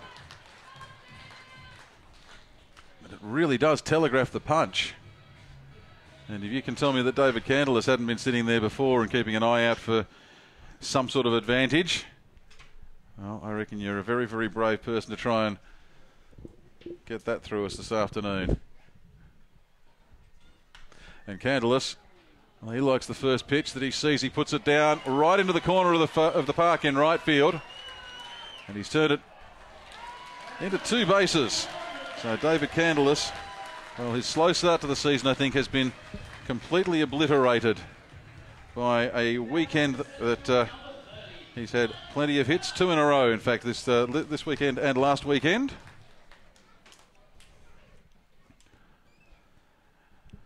And with the Cavalry now 1 on and 1 out, we welcome the CEO of the Cavalry organisation to our broadcast box this afternoon as we say hello to Don McMichael. Don, good afternoon to you. Good afternoon, Chris.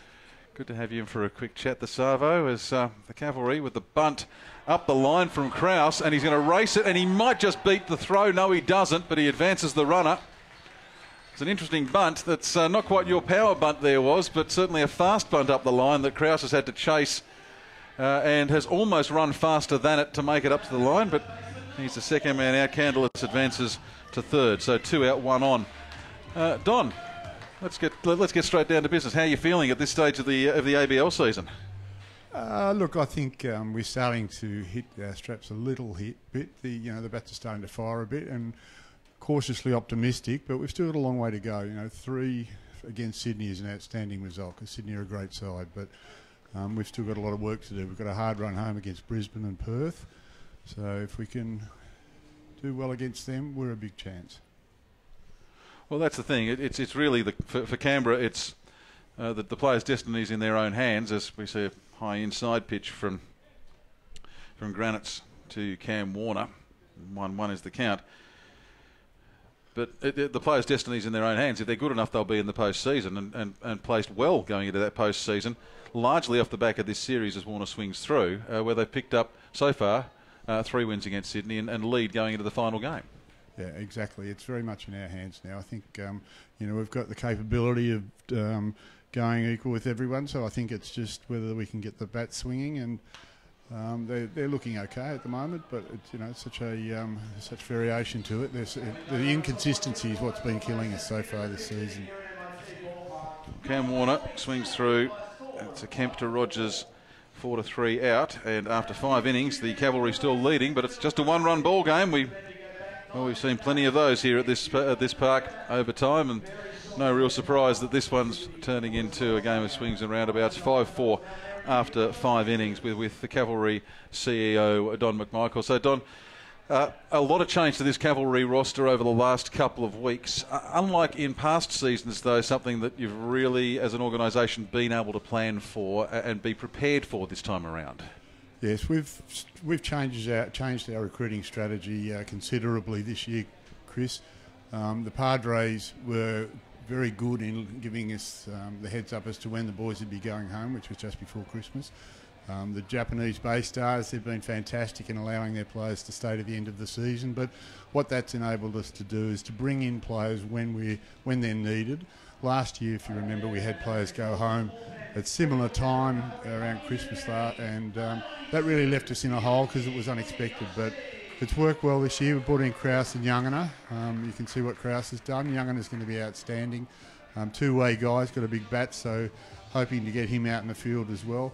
But that's, and that's given us the opportunity to be really well planned and strategic about how we go about it. So let's have a look at, or tell us a little bit more about, well, I mean, we know Michael Krause, we know the Krause story, but he was as keen as mustard to get back here and play for Canberra. He had a great time here in the 2013-2014 season, and I know that he came back last year to Melbourne, and there were a lot of people who were wishing he could have got back to Canberra last year, but getting him back this year, that's just huge. Yeah, it is, and I think it reflects the culture of the Cavs. We work really hard on the culture of the organisation. We've talked to all the players 3 or 4 times before we actually decide to recruit them. And I think we've got a really good batch of guys who've melded well, and the team seems to be fairly harmonious. And I think that's showing in the on-field performances. But Krause has been a huge pickup for us. He's such an athletic guy. He's got a big bat, and he's a really good clubhouse guy. And Youngana, he's played 16 games in the big league, so he knows what he needs to do. And he's a very serious young man, but he's a really dedicated baseballer. And he's very keen to get re-signed. He went from the Braves to the Dodgers, and he's keen to get back into the organisation. He went from the Braves to the Dodgers to the Giants to the Dodgers, I think, in a fairly fairly rapid succession. Yeah, yep. And played half a dozen games across 3 levels in the Dodgers organisation in about a month. So yep. They tried to turn him into a starter, and he wasn't probably quite ready for that. So he's had the opportunity to consider where he wants to go, and he's made a slight alteration to his action and the height the ball's coming in from. So he's pretty comfortable where he is and fairly confident about what he's throwing. So we're looking forward to. But I think the exciting aspect of it is seeing him in the field. I'd love to see him with that bat. Well, he can bat too. That's the thing. He's no slouch. Yeah, no, he's good. So maybe we'll see the Cavalry batting through the DH role at some stage. Here's something else exciting, and there's been a lot of excitement about the Japanese players who've come to the Cavalry this season, and the agreement with the Yokohama DNA Bay Stars in NPB. And this is one of the 4 players who've been turning out for the Cavalry from Yokohama this season. It's Yuki Kuniyoshi on the mound, and he's been learning English at a rapid rate too, I hasten to add, while he's out here. But before we talk about Yuki, Don, between pitches here, as we see now, NPB versus MLB with Kuniyoshi pitching to Jason Rogers. And who'd have thought you'd see that so often this season? We've seen a lot of that at this ballpark this season. Maybe between pitches, you can just take us through how did the arrangement between the Cavalry and one of the big teams in world baseball, in the Yokohama Bay Stars, come into pass? I'll just let you gather your thoughts for a second as we see the first pitch from Kuniyoshi to Rogers. And, well, they don't get much better than that. Strike 1. Yeah, well, it's interesting, Chris. They came out, the management from the Bay Stars came out last year and did a tour of all the facilities, all the grounds and teams, the clubs in the ABL. They came back to Canberra twice and were impressed with what we'd created and what we were trying to achieve. So they contacted us probably late February, early March about a potential partnership, and it's just gone from their strength to strength. So they originally agreed to send out Cooney and Aogi, and then they put it out to the remainder of the team to see if there's anyone interested. Imanaga and Makawi both put their hands up, both paid for their flights, stay in Canberra. So that's. But they paid for their own flights to come out here. They've funded themselves the whole time they've been here. So it's a really great indictment of where, you know, the relationship is. How did you feel? I've got to ask you this because I know we've spoken a lot about stuff, but how did you feel when you heard that Shota Imanaga, as the 0-2 pitch comes to Rogers and he strikes out? How did you feel when you heard Shota Imanaga and you thought, I've heard that name before? Because I know you'd follow baseball all over the world. You would have gone and looked him up and thought, yeah, okay, so he's a regular starter, has been for years, and he's a starter for the Japanese baseball team, and he wants to come and play for this club. How did you feel at that point? I was a little shocked, I've got to admit. What the Bay Stars did was send us the link to each of the players without actually naming the players. So when we actually went to the links and found out who they were, yeah, we were over the moon. The Bay Stars have been fantastic to deal with. The players are such, they're just really good clubhouse people. They're, you know, really respectful, work hard. You know, the work ethic of these players is unbelievable. And I should, just before we go any further, I should add, mention that Cam Vale was instrumental in assisting us in this. So sincere thanks to Cam. He's been a breath of fresh air for the ABL and what he's done, what he's achieved, and certainly in assisting us with the Bay Stars. Jack Murphy with a 1-1 count here, facing the pitching of Yuki Kuniyoshi, Sydney, at a 4-5 deficit, top of the 6th inning. Now, the association with the Bay Stars, the feedback's been good from them as well. Obviously, it gets reviewed after the season, but the feedback so far, they're happy with how things have gone? Yes, they're happy. They're coming out next week, I believe. I can tell you that Imanaga has left his rice cooker here because he's intending on coming back next season. That's good news. So you can't get a greater commitment than to leave your rice cooker. So he's pretty keen. McCarvey is... yeah, he's very keen to come back, and Cooney is a mad golfer who is brushing up on his golf as well as his English. So do you play golf, Don? Very poorly, Chris. Have you been out there with him? No, I'm not quite at their standard. So we've got Kinman and Cooney and Lamont are the three that are really keen to get out there. So they've been out on numerous occasions. And who was it on the 2-2 count coming up for Jack Murphy? Who was it who asked for the Ferrari? Are we allowed to tell that story? I 2-2? Or do we just say that one of them did? Let's just say that one of them has a keen eye for beautiful cars and was keen. And wanted to do some sightseeing in a Ferrari or a Lamborghini or something sporty. A Ferrari or a Lamborghini. Yeah. I think they ended up with a 1963 Volkswagen, but but they're honestly, they are such good people. We're very lucky to have that relationship. The 2-2 count as Murphy checks the swing on the inside. Did he go? No, he didn't, says umpire Matt Pearson up at third base. And I know you and I have had a very similar experience with Shota Imanaga as well. And I've told this story, and you've told a very, very similar story where you asked him something. I was getting a couple of baseballs signed. And afterwards, he gave the balls back, and arigato gozaimasu, thank you very much. And he just looked at me and winked on, no worries. With the full Australian drawl, the whole lot. He picked that up very, very quickly as Murphy gets a walk. Yeah, he's very good. He's got a great dry sense of humour. He's a pleasure to be around, actually. So that brings in Zach Shepherd. Shepherd 1 for 2 in this second game of the doubleheader this afternoon. So how are things running club-wise for the Cavalry? Everything looking good? Yeah, look, the first season is always the hardest. I'm looking forward to the first game of next year, and I'm taking that line from Adam Dodd from Sydney. But he's right. I mean, the first year is always the hardest. I think the ABL has done a great job in doing what they've done, and all credit to them for it. We've been lucky that we've been supported by a really loyal fan base, and as you can see today, on a Sunday afternoon, we've got over 1,000 people here. That's outstanding for us in the heat of the day. And at the same time, we were lucky to get a fully refurbished park. I'll let you call that one. Well, it's a low and away, so 1-1 for Zach Shepherd. And again, thanks to the ACT government and the builders who've done a great job in getting it ready in a short period of time. So, things have fallen into place, but there's still so much to be done. We didn't get the park until the first day of the first game, and we were very lucky to do that. Again, thanks to the builders for their efforts, but it meant that some of the detail that we would normally have attended to hasn't quite been done. But look, I think the fan experience is still as good. That's for sure. And I think certainly ahead of this weekend, the average attendance per opening for Canberra was higher than any other team in the league from the figures I'd seen. So that's testament for how popular this side has become. When you think too, 10 years back, when the talk was about getting this league up and running, whether there was sufficient support in Canberra for a team. So a great testament to everyone who's been involved in the club over the previous 8 seasons of the Australian Baseball League. But you talked about the refurbishment, and it does look fabulous here. I've had a couple of people who said that, you know, you first look, you don't realise how much has been done, and then you look around and you say, oh yeah, that's different, and that's different, and that's different.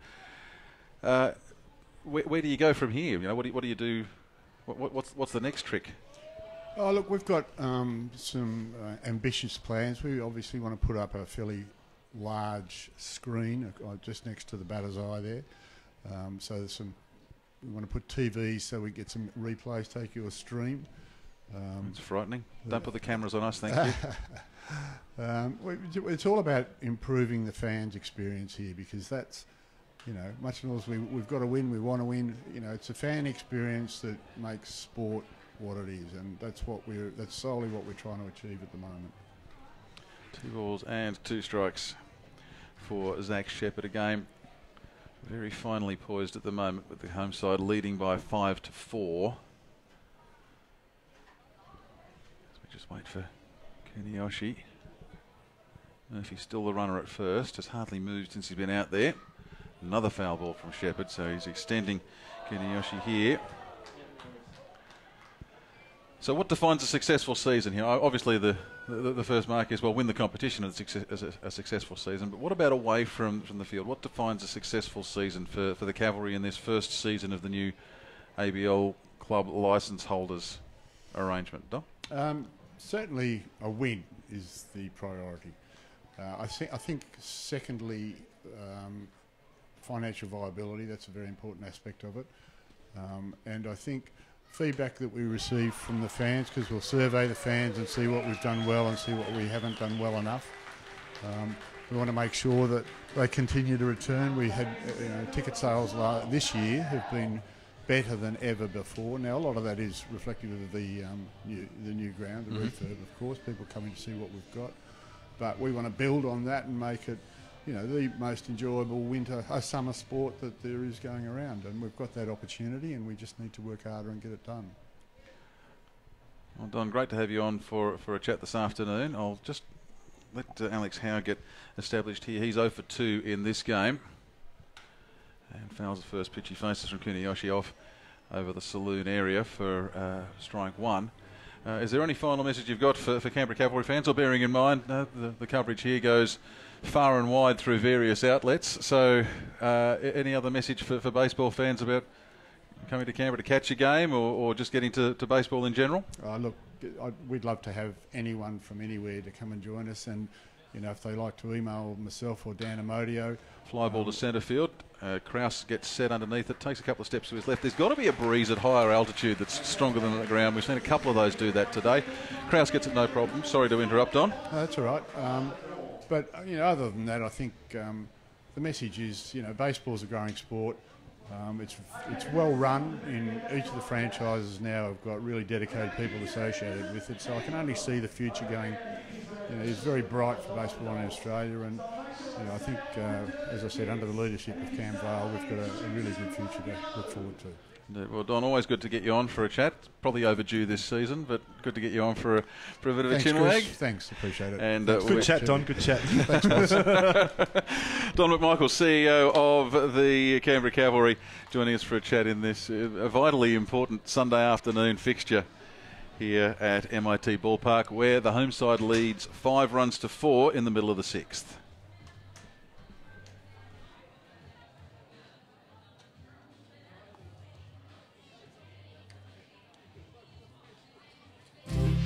Outstanding visibility, so you don't miss a thing. The all-new Subaru Forester. Every moment is a chance to do.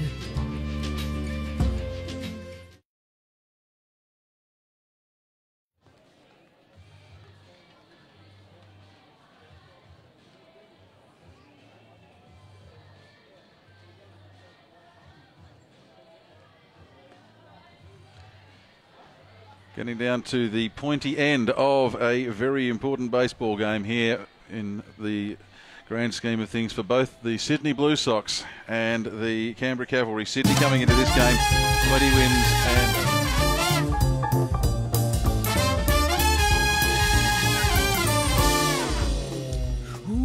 follow the boats to the view at the top, the snap of the dawn to the peck of the crop, across the horizon you jump, skip and hop and never stop.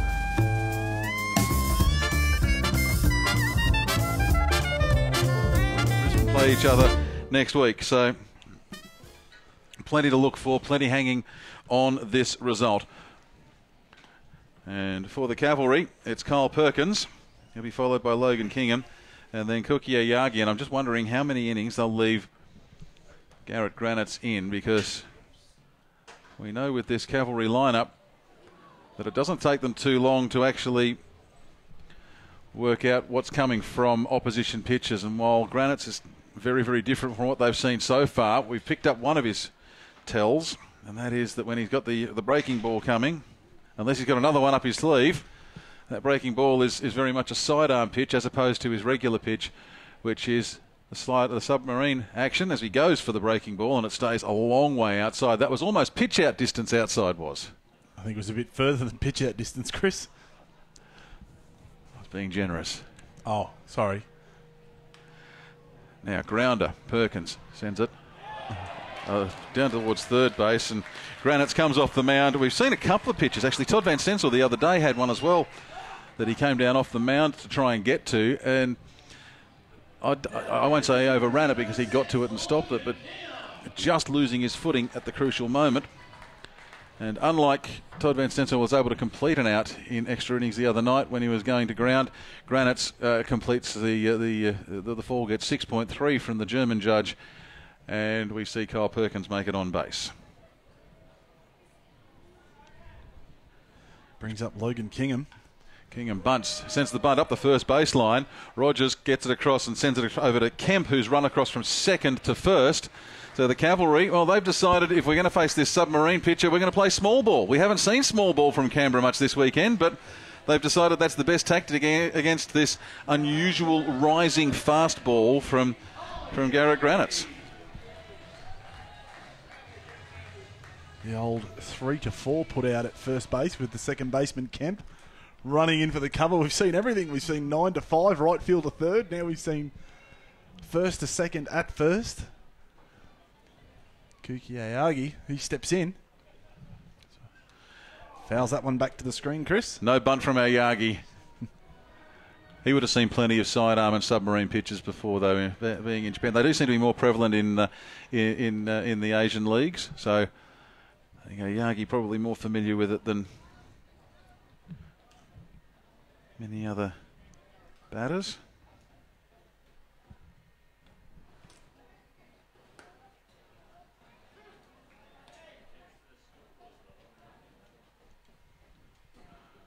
One and two, make that 0-2, sorry. Scoreboard just updating as I looked up. Now Yagi got behind, takes the next pitch which sets up, so 1-2.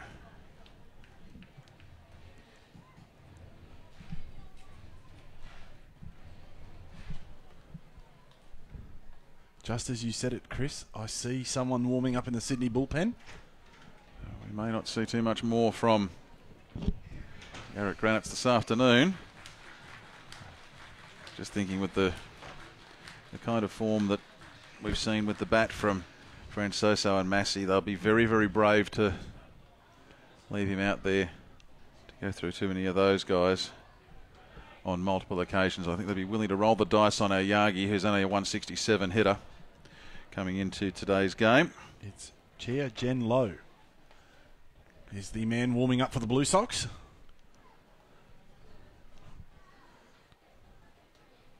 So 2-2. 1 out, 1 on. How important for Perkins to get around for Canberra.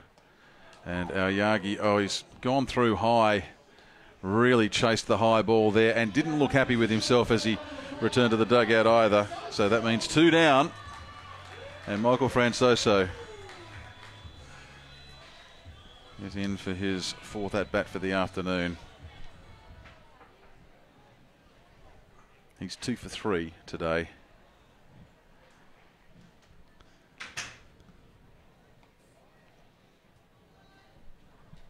Unfortunately, in his last at-bat, ground into the double play, the 3-4-3 double play.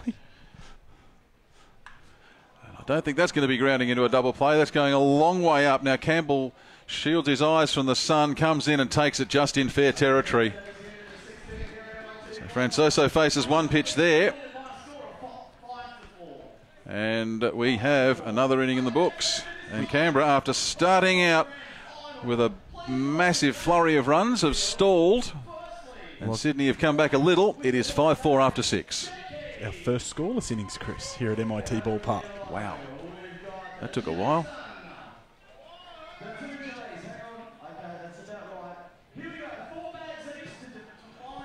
Very, very hard to work out how this one's going to play out from here. I think there's been some sort of a cornhole championship actually happening over the past couple of days, if you're wondering. I think it's been for pretty much every weekend, Chris. It's the second or third time we've seen cornhole this afternoon. Kuniyoshi, he's back out there.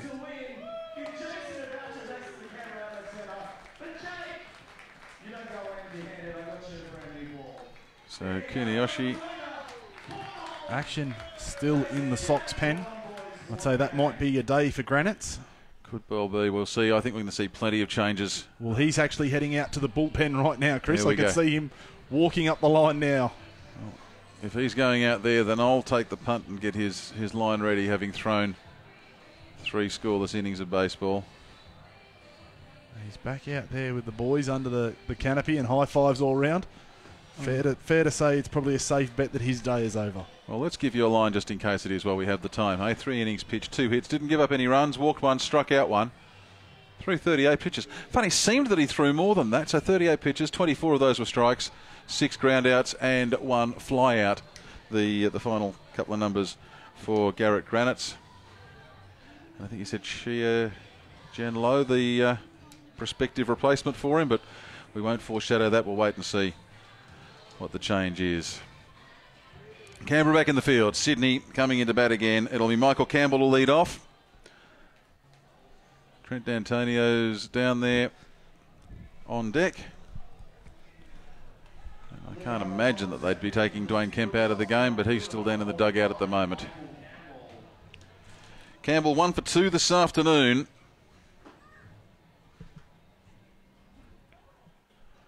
So we get close to 6 o'clock local time. Absolutely enthralling weekend of baseball this has been. Foul ball.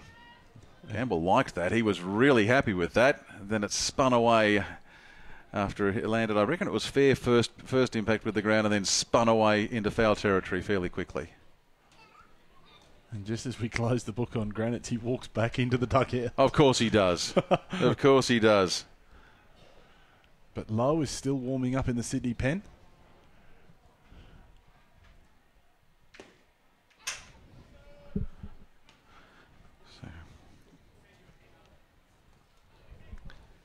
I wonder if Kuniyoshi will use Imanaga's rice cooker while Imanaga's back in Japan.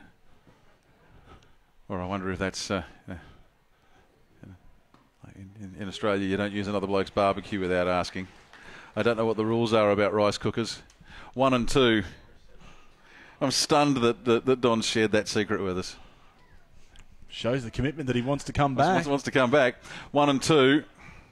Can Kuniyoshi get his third strikeout from 4 dismissals?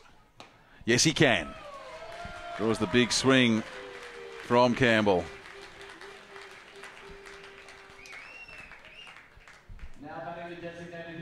So Kuniyoshi hasn't had too many lengthy outings for the Cavalry. 12 games across the course of the season so far, 21 innings pitched, 20 strikeouts. Wow. 23 hits. ERA's a bit up there, but that coming largely off a couple of touch-ups fairly early where opposition teams really decided to go after him. Also, of course, the ball different in the Australian League from the Japanese League, and when you're coming on and you're not throwing a lot of pitches, you don't have the luxury of being able to get used to that change. So, would have taken a bit of time to get used to the different ball here in Australia. I think Kuniyoshi's last couple of outings have shown that he's able to do just that.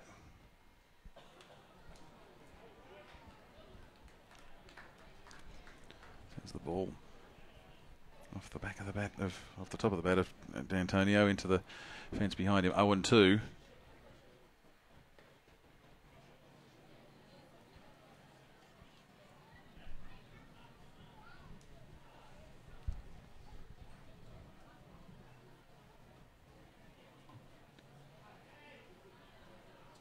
Looking for a personal best here. If he can get a strikeout against D'Antonio, it'll be the first time he's managed more than 3 strikeouts for a Cavalry appearance for Kuniyoshi.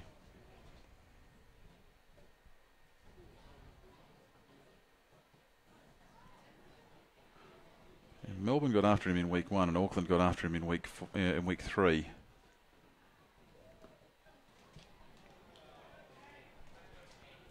Working up and down. D'Antonio 1 for 3 in this game.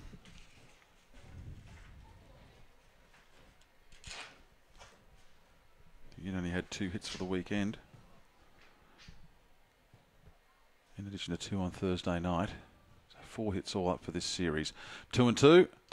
Make that a strikeout for Trent D'Antonio, and there you have a personal best for Yuki Kuniyoshi, throwing his 4th strikeout of the afternoon.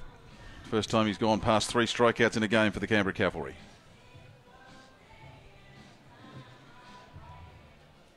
We often say hitting is contagious. When one batter starts, when you get a couple of guys who start to hit, it lifts the spirits of the other guys. I'm just wondering, this weekend the Cavalry bats have been the best they've been all season. This weekend, I think we can safely say that. I wonder how much difference that's making to the pitchers and to their attitude as well, because now they're getting a few more runs to back them up. Makes life very easy as a pitcher, Chris, when you're getting that run support. Especially when you're getting early run support. I mean, as we saw before. And that's a beautiful pitch by Kuniyoshi for a strike. We saw before, Chambers gave up a couple of extra runs, but they got an extra inning out of him, which may save this bullpen on the back end. And that's because the bat's got 5 early runs.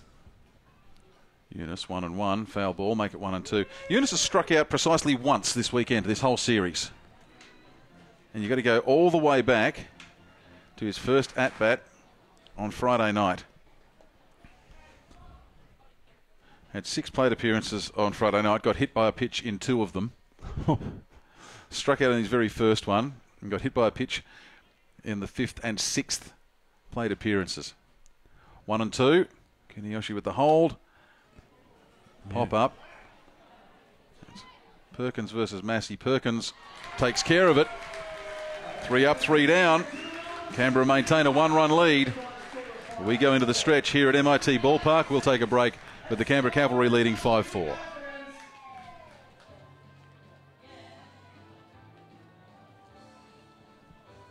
We actually won't take a break. We'll stay with it during the stretch here on Sunday afternoon.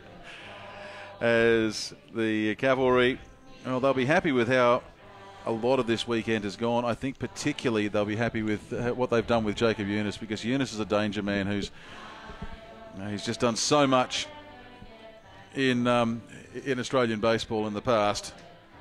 But they've had him 0 for 4 this afternoon in this game, having had him go 0 for 3 earlier today. It's a long time since I've seen Jacob Eunice go that many at-bats without actually getting a bat or getting a hit. And throw in going 1 for 4 on Friday night. And on Thursday night, additionally 1 for 4. That's a fairly lengthy dry spell for Jacob Eunice. Warwick Petherbridge, you foreshadowed a pitching change for the Sydney Blue Sox, and that is indeed what is coming to pass. I'm glad I don't have to blush. So Chia Jen Low is the new pitcher for the Blue Sox. Now, not the first time we've seen him this weekend. Chia Low, he was superb the other night. He came in and he had the luxury of pitching with the lead when he came in. He came in with his side having put up plenty, having put up 8 through the first 5. He came on, pitched the 6th and the 7th and gave up absolutely nothing. He went off, and then in the 8th and the 9th, Canberra chipped back and won it in the first extra inning. So Chia Low got through 2 innings the other night on 26 pitches to get through 2 innings. 19 of those were strikes. Very efficient. Very, very handy numbers for Chia Low. But he comes up, Massey, Wilson, Candless. They're the top 3 this inning for the Cavalry. I'll tell you who he pitched to the other night in a second. Perkins, Aoyagi, Francoso, Warner, Massey, Wilson, Candless. Up the first baseline, and I think he's beaten the throw. He has beaten the throw. Well, we've spoken about Massey having wheels. Krause is fast up the line. Aoyagi's fast up the line. If you've got so many fast runners up the line, eventually you're going to beat some players by playing small ball. Sorry, Chris. Hard spot for Low to be in. Ball was literally a ball width inside the line, so with Massey running through, can't interfere with the runner, and then had no angle to make a throw on, even though Rogers was out to try, but means we've had 2 successive innings start with a single to 1. And here is Zach Wilson. Ball in the dirt.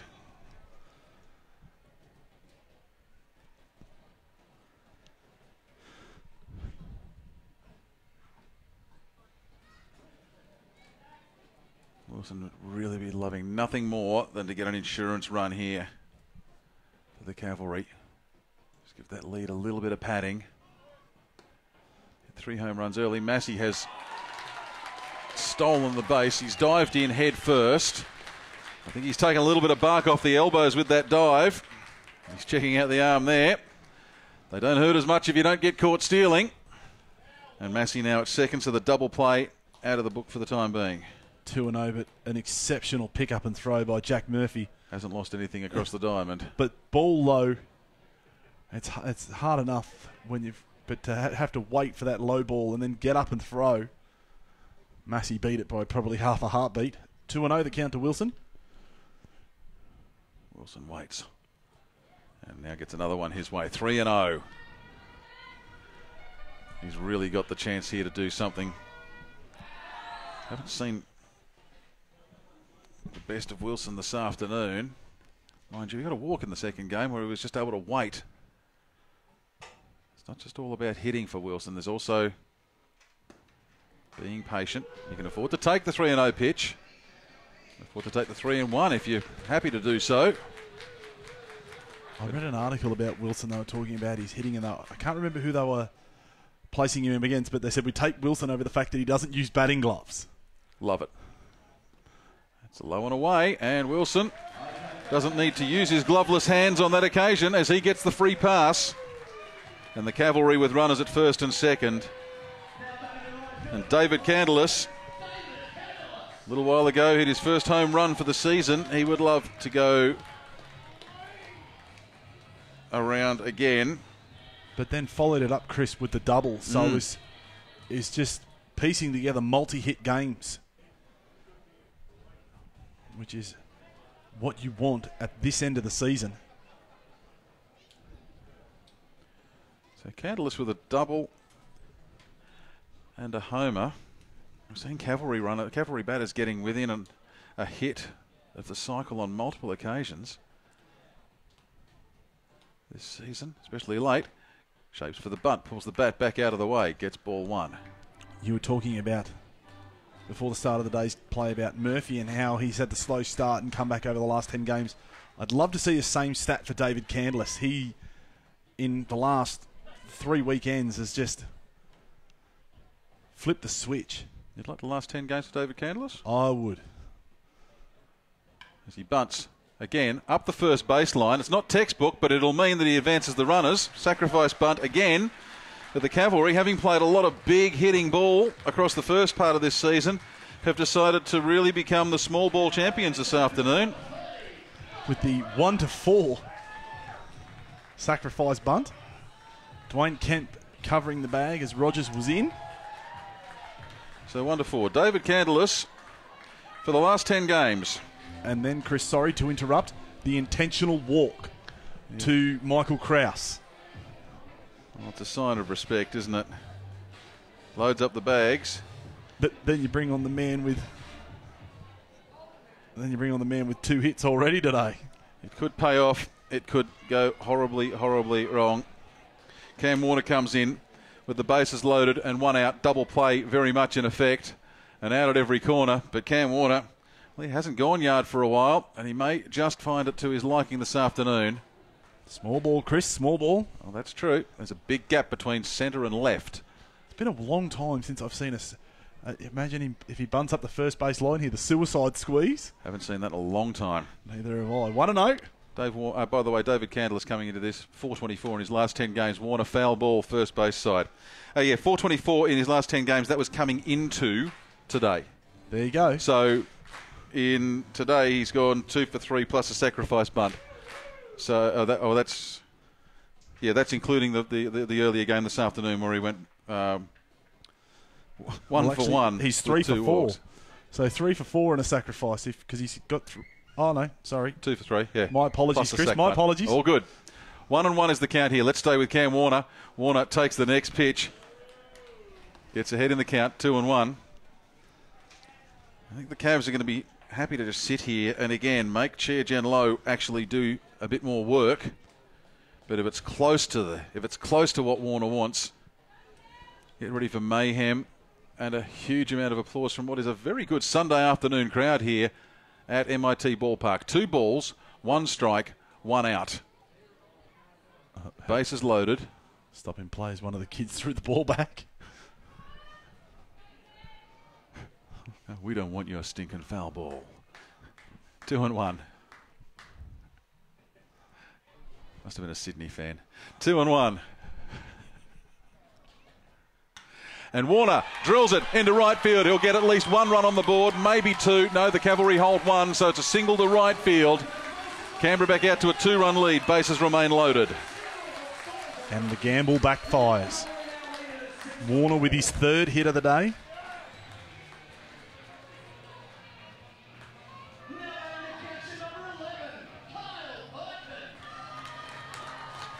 So Cam Warner now comes up there with a 3-hit game. Kyle Perkins comes in. He's 1 for 3 this afternoon. Average was 224 coming into today.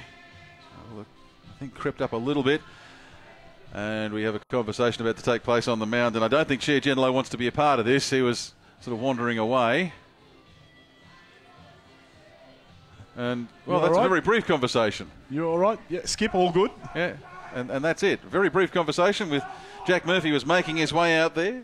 Ben Nash was making his way out there. Tony Harris heading out. Translator going with him. And now Kyle Perkins comes in. Still loaded bases with 1 down, Chris.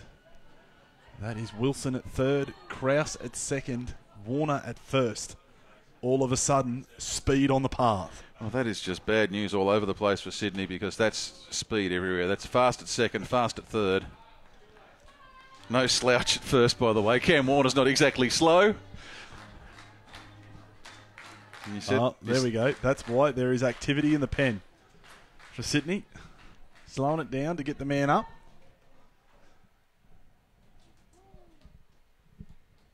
High. And called as a strike. Late call again from Ben Nash. There's been a couple of those today. If it's there, you got to go. Tyrell Harris, the man warming up in the bullpen. 0-2. For Cam Warner, that's his 4th 3-hit game for the season.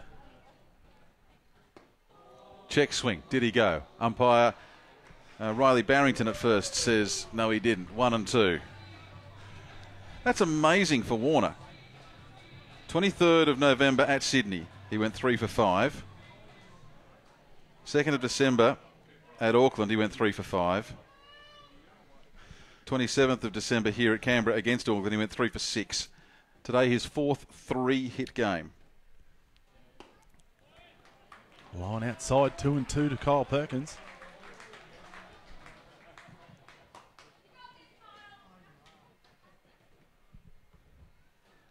Canberra crowd getting very vocal behind Kyle Perkins.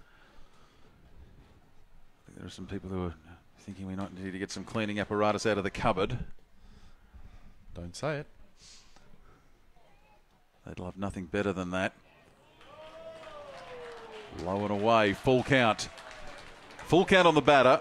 Bases loaded, 1 out. It's not quite time for chaos ball, but it's pretty close to it. Once again, we said it in the first game when Tyler Herr was up. This is the pivotal pitch of the game for the Blue Sox. Chia Jen Low with loaded bags, Chris.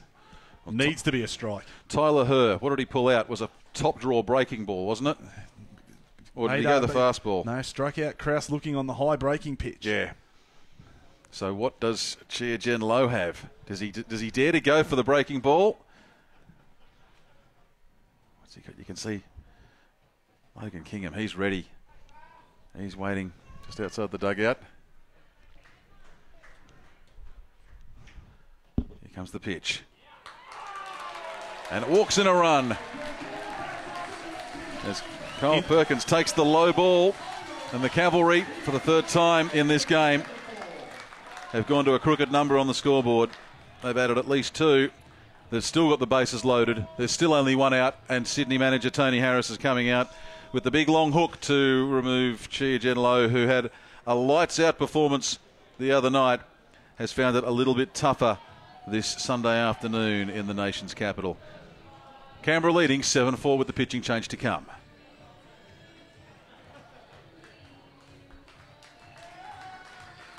Tough day's work for Chia Jen Low. And we won't give a pitching line for him just yet because he's going to be responsible for plenty of runners in there as he came on to start this 7th inning. Couple of hits, couple of walks, or 3 walks. Makes it a really tough afternoon in the office. Do we have anything lurking in the in scores from the other grounds while we're between innings here, with the pitching change happening? Have we got anything else that's going on? I'll just go around and see if you can dig anything else up while I have a look and say that it is indeed Tyrell Harris coming in to pitch. We saw Tyrell Harris the other night, and he got lit up. He really did get lit up. It was not a good time for him. So maybe the Sox hoping that it'll turn around for him, the inverse to how it's turned around for Chia Jen Low. Harris looking fairly comfortable out there on the bump at the moment, but of course it's one thing to look comfortable on the bump when you're throwing the warm-up pitches. It's another thing once there's a batter in the box. Indeed it is. Perth hanging on for a 4-3 win at Melbourne. Takes them back to top spot on the Southeast Division.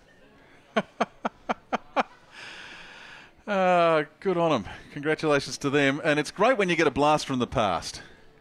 It is great when you get a blast from the past. And we've had the Cavalry CEO, Don McMichael, on earlier this afternoon. One of his predecessors, former general manager of the Canberra Cavalry, Tom Carter, was the general manager back in the Championship Series, general manager in the Asia Series win, is currently watching live from Utah via the YouTube stream. Well, Tom, happy to hear from you. Hopefully you're going to get back and see what we've done to the ballpark since you left. There's been a bit of change happen here. And I had the pleasure of meeting Tom. You introduced me to him at the opening series in Sydney in 2014, showing off the Cluxton Shield. I've got to say, if it wasn't for Tom Carter, I wouldn't be doing this. He's the man who asked me if I wanted to be the voice of the Cavalry back in the day when our stream consisted of little more than a webcam and a microphone and a table in the back of the grandstand. So Tom Carter, happy birthday to you. Congratulations on the developments in your life over the past 12 months as well. I know you've had a lot of excitement, and hopefully we'll get to see you back here in the not-too-distant future. And I know Steve Schrenk, former manager of the Cavalry, was watching the other night as well. So it's been old home week over the holiday period. Logan Kingham is the first batter being faced by Tyrell. And Tyrell Harris, pardon me, I've just swallowed a bug, has a 1-1 count on him.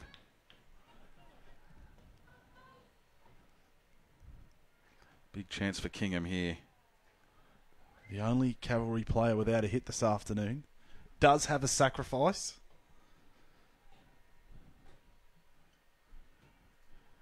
Cavalry looking to extend the lead.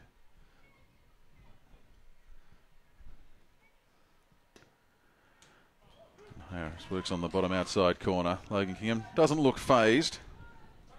Again, you don't worry so much if you haven't got a hit, if you've actually been able to get make a contribution, and he made that contribution with that sacrifice bunt in the previous inning. He's fouled that to the rugby league ground, Chris, but so 1 and 2 still, but we'll just go round. Michael Krause, he's the man at third. Cam Warner at second. Kyle Perkins at first. As you say, a Cavalry member on every cushion. 1 out here.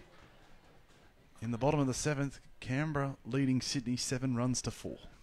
A real chance to potentially put this one to bed. It'd be a great moment for this man's nascent ABL career. Ball moves away. Count goes to 2 and 2. More action in the Sydney pen.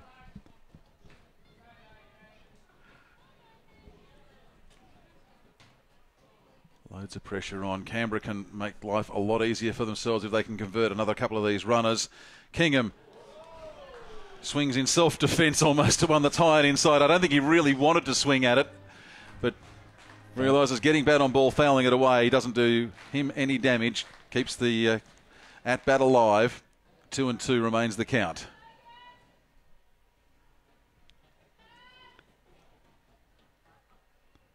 Kingham just 7 hits for the season.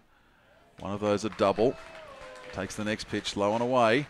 Gets it to a full count. Shogo Nakashima is the man in the bullpen. He's not throwing too hard, just lightly warming up. Count is full to Kingham. Kingham that's gonna pops it. Oh, and oh no, it's gone to ground. He's going to get to first, and it'll become a 1-2 force out. No, that was 3-2. 3-2 force out. Sorry, it was up in the air. Jason Rogers diving in a valiant effort to get there, dropped short. So unfortunately, runners had to go. Bases remain loaded. Gee, we've seen some unusual scores this afternoon. 9-5. I still think. What did we see earlier this afternoon? We saw. I think the 1-6 to 3-2 to 5 double play this afternoon is going to take some beating. 2 outs, bases loaded. I don't know. I still like the none out 2 RBI single with the runner thrown out at third from right field with the 9-5. Yeah, that was pretty handy as well. Kuki Ayagi, I should say. 0-1. Was Koki someone else that played here? Like no, Chris it's Massey? Just been a very long afternoon. I know, I'm just teasing. 0-1. Ayagi swings through. 0-2.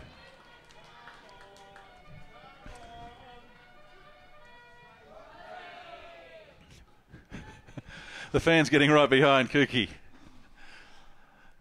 It's been a while actually since we've heard the bugle call here. I don't recall hearing it for quite a while. Ball goes away. Brilliant block by Murphy. That ball gets past him. Warner is tearing down the third baseline. So Cam Warner at third, Kyle Perkins at second, Kingham at first, and that is leg speed.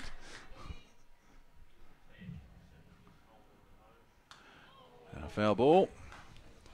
Yagi making Harris do some more work.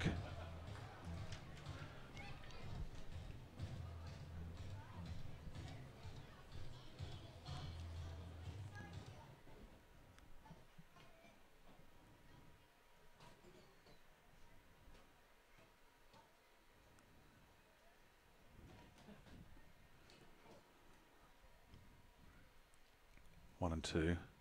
Ayagi, foul tip. And I think that's caused a little bit of discomfort for umpire Ben Nash.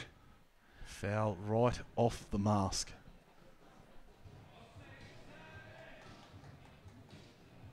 He makes the move away, and I think he's just decided, well, Jack Murphy, you can have as much time as you like out there to talk to your pitcher while I get my breath back. And I'm good now, so hurry up.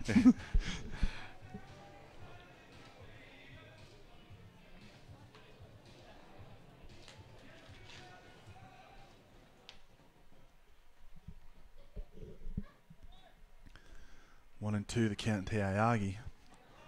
Bottom of the 7th here on Cavalry Live. Tyrell Harris pitching for Sydney. He's trying to get out of this jam. And does with a beautiful breaking pitch to Ayagi the end of the inning, Chris. Canberra leave the bases loaded, but they do score 2 to extend their lead to 7-4.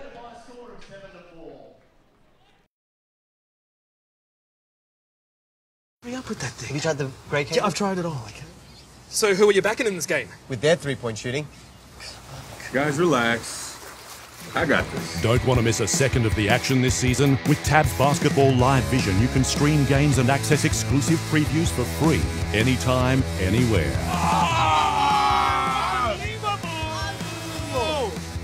Whoa, don't splash the box. Yeah, don't splash the box. Who are you backing this NBA season? Tab. Download the app today.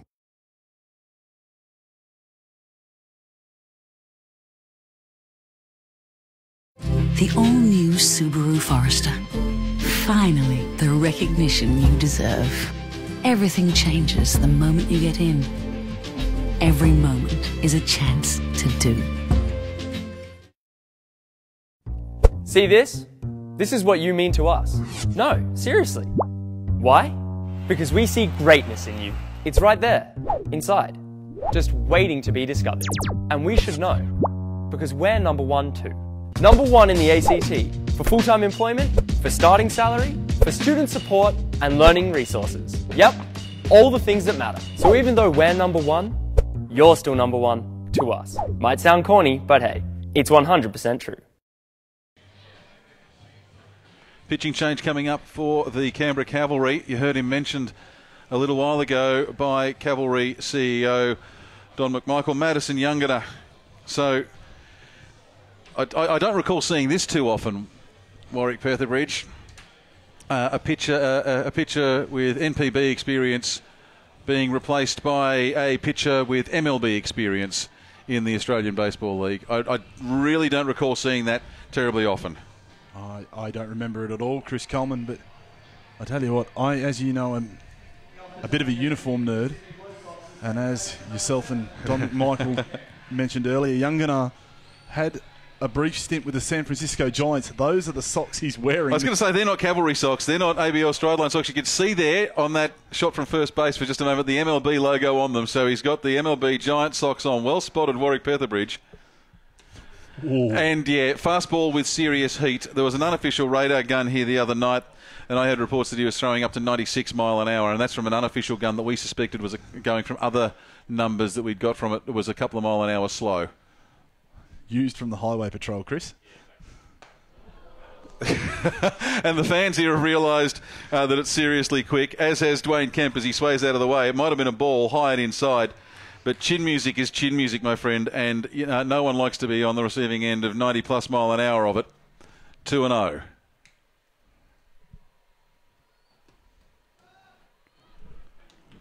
Works it down, but still on the inside, 3-0. I'll give you the lines for a couple of pitches in just a moment. Kuniyoshi's makes very good reading if you're a Cavalry fan, or indeed to our fans watching in Japan.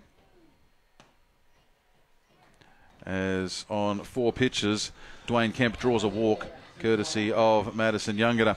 For Yuki Kuniyoshi, 2 innings pitched, gave up no hits, no runs, walked 1, struck out 5. For Kuniyoshi, it was a grand total of 34 pitches, 23 of them were strikes. So he struck out 4, 34 pitches, 23 strikes, and the ground outs, well, no ground outs and 1 fly out. So that was his line there. Youngana versus Ngope. I like this. Double MLB calibre here. Youngana struggling here to get the ball down. The other night, he only came on through like a handful of pitches. Completed a whole inning in 10. 7 strikes here. He's thrown 5 pitches and they're all balls. Feather duster one day, the rooster the next. As he goes low, finds the zone. Umpire Ben Nash says, yep, that'll do. Strike one. Gift and Gopay is asking, where was the zone? The conversation's on now. Got to be careful. You've got to be very careful doing that. And there's a very fine line. And I don't have any problem with it about asking a quick question of a catcher. It's when it turns into a conversation that you really start to wonder what's going on. Youngana, little low. Ball 2.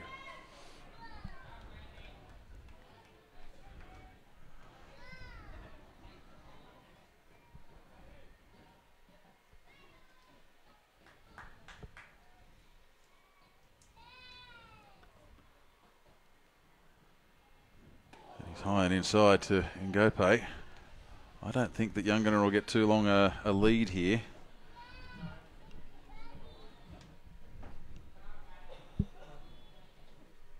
Cavalry only have a 3-run break here. They'd really like an out shortly. As the count goes full.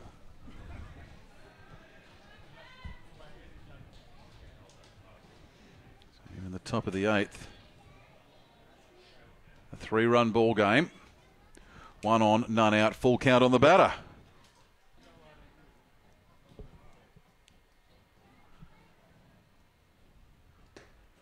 And he gets punched out. Gift Ngope, he knew that straight away. Didn't even wait, didn't even look around. He was already walking off and taking his gloves off. Great comeback from Youngana. Well, Youngana now to Jason Rogers. No one said that winning was easy, Chris. Nope. Rogers has had 4 plate appearances. Now, 3 in this game and 1 in the previous. Pop fly to 3 previously. Single to left field and 2 swinging strikeouts. And he, just like the 2 batters who preceded him, Gift Ngope and Dwayne Kemp, receives a ball from Madison Youngana first up. Youngana sends the pick off across to first. To no avail other than keeping Dwayne Kemp honest.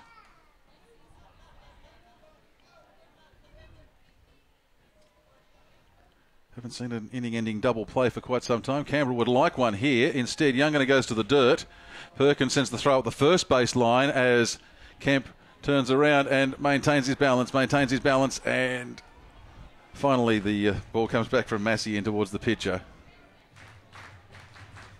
Great throw by Perkins. Right over the bag. That's where it needed to be. And have they decided now to...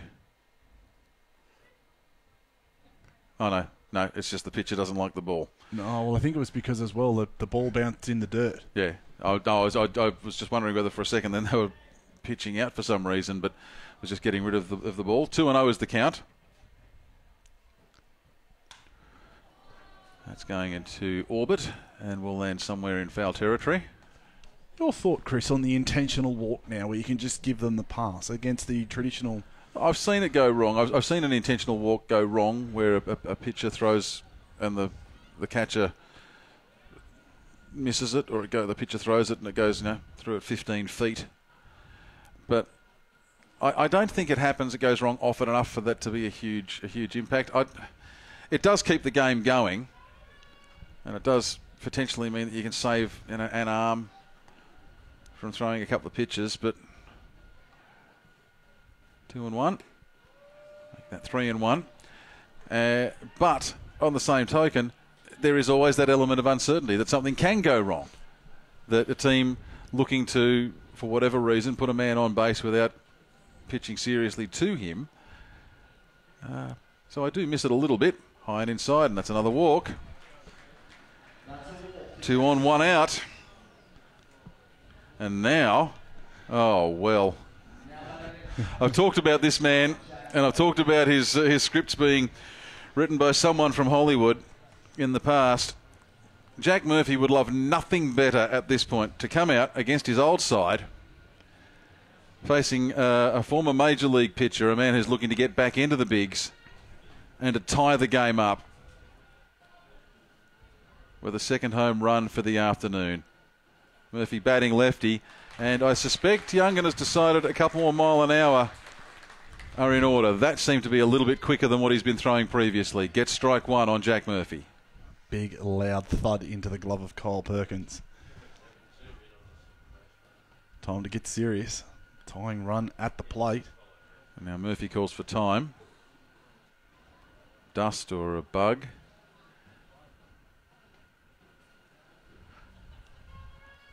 You can see Kemp really giving himself a decent lead there. If Murphy hits a ground ball here, it'll be Kemp who'll be going, and going at speed. Youngana high and away. 1-1. I'm trying to remember what the weather conditions were like when Youngana pitched the other night. I think I think it was hot, but I think it had also, the wind had died away. The wind is actually picking up. You can see his sleeve flicking in the wind there as it's a fairly strong breeze blowing from first to third, and I just wonder whether it's not ideally suited for Youngana. Goes for the breaking ball. 2-1. Not seeing anything yet. Up to the left, Chris, at the Cavalry bullpen. We don't have a full view of the bullpen. It is possible there's someone in the left side of it that we won't be able to see warming up.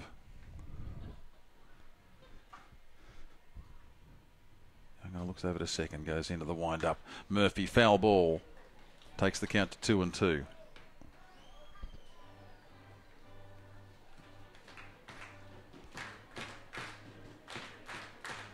There's a couple of guys down there, but there's not a lot of action. Okay. 2-2.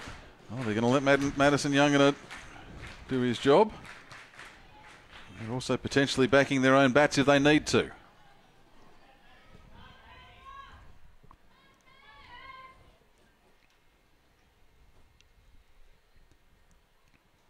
Now we get another call of time.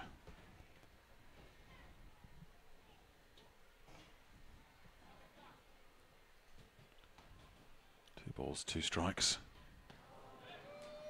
3 balls, 2 strikes.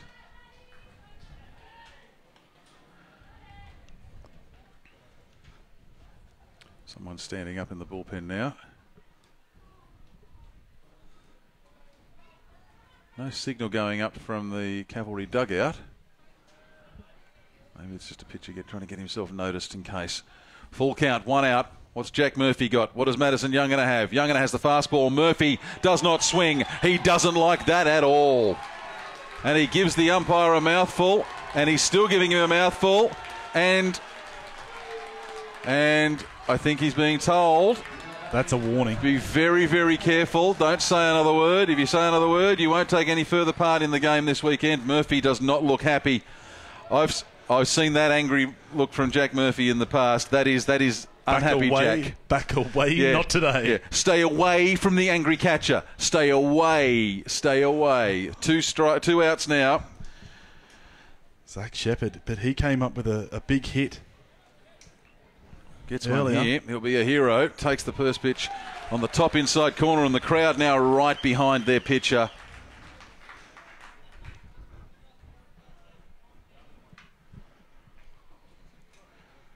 Oh, there's pressure all over the place here at the moment. Shepherd 2 strikeouts and a single this afternoon. Takes the next pitch. Inside, ball 1. 1-1. Seems that Sydney, after the rough start that Youngin has had, they're almost willing to ride the luck.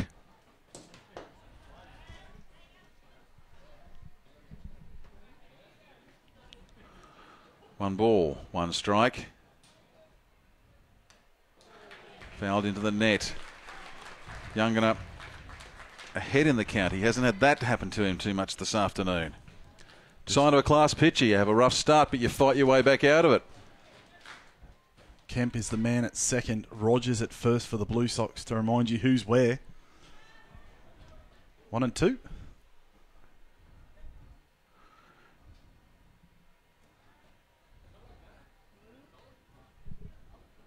I'm going to wait. It gets the signal.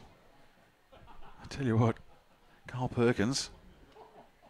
There's multiple signals in there. Obviously, they've got the routine. They know what they're calling for. And on the bottom outside corner with the fastball, and again, an unhappy batter, Zach Shepherd, flips the bat to the ground. I don't think it's necessarily in reaction to the umpire's call, more that he didn't have a swing at it himself, but he gets himself out of a jam, Madison Youngana. And the Cavalry, going into the bottom of the 8th, lead by 7-4. Was. Just noticing just then, the second man out, Jack Murphy, has gone in and in that at bat has geared up, and he was the first man out onto the ground for the Blue Sox. Keen as you like.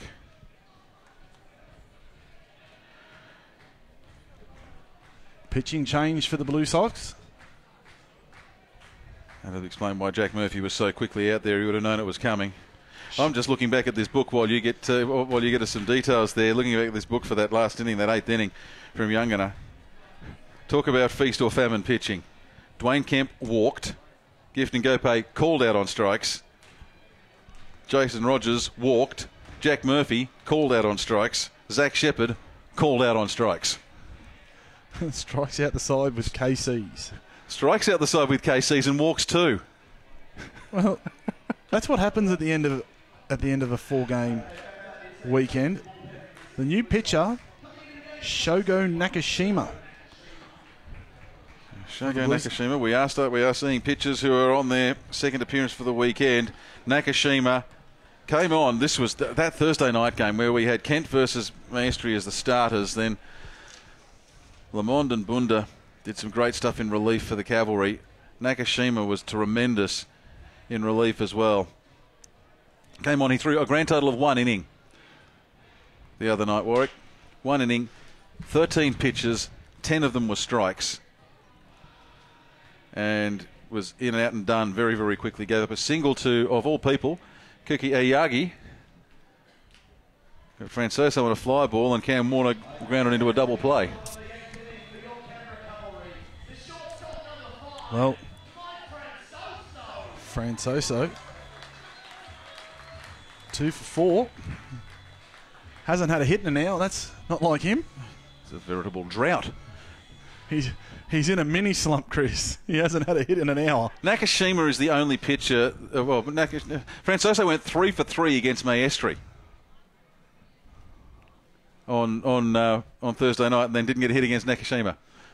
Beautiful pitch in there. Strike 1.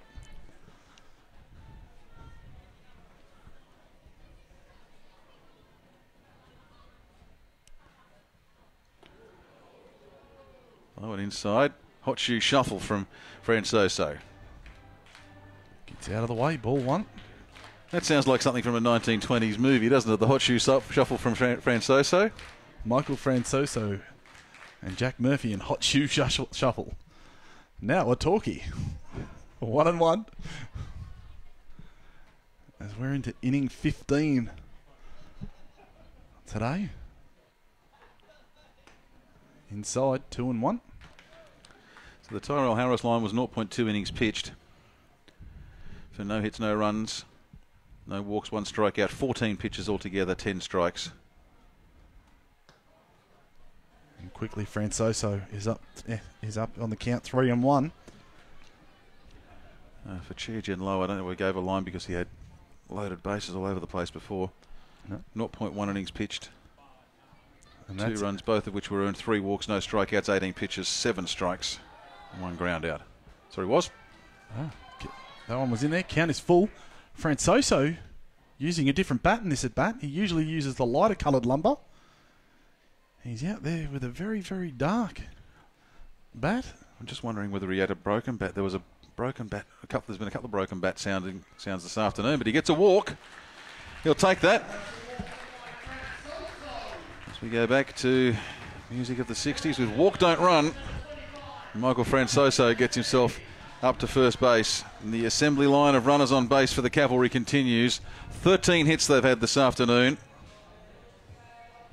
and 6 walks.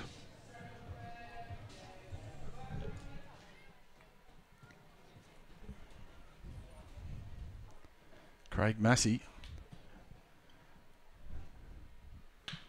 along the ground. Kemp's going to have to dive. It gets underneath him. Out to centre field to Alex Howe. It's only a single. Massey gets himself on base, and that is his 3rd hit of the afternoon as well. Advancing Francoso to second, and Zach Wilson. He had a walk last time he came in. That was against Chia Genlo.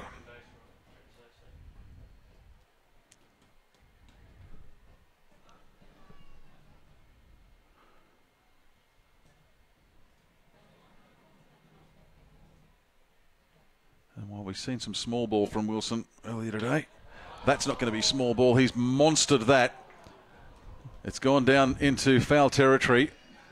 We haven't seen too many hit into the Cavalry bullpen. That went pretty close to it. Hit the fence and rolled all the way over into left field. Jacob Eunice just throwing the ball out of play. No balls and one very long strike on Zach Wilson. Wilson's had just the 1 hit this afternoon. He'll be feeling left out. Off speed from Nakashima. Outside for 1-1. Canberra next week, off to Brisbane. Sydney next week hosting the Auckland Tuatara. Away again, 2-1. How important is he going to be heading to Brisbane? Swept Geelong Korea, split the series here against the Tuatara, leading in Game 4 with a 3-0 lead against the Blue Sox. Wilson takes another pitch that's away from Nakashima. 3-1. Even though Wilson hasn't had a lot of hits today, Chris, a lot of the pitches he's been seeing are outside. It's almost, I don't want to say they're pitching around him, but they're trying a different tactic.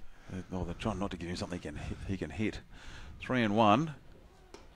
And he gets another walk. Can you give me a quick number? I know you keep a track of all the pitches thrown. Can you do a number of pitches that Wilson has faced across his 5 plate appearances this afternoon? I'm going to take a guess that it's almost 30. 22. Only 22? 22. He's been walked twice in that. Yep. Jeez. But there's only 1 strike in each of those walks. And then he had a 5 pitch at bat in the 5th. He had a 2 pitch at bat in the 2nd. And a 5 pitch at bat in the 1st. 4 5s and a 2, Chris. Nearly Yahtzee. So that brings in David Candelas. Candelas has done plenty of work this afternoon. Home run and a double.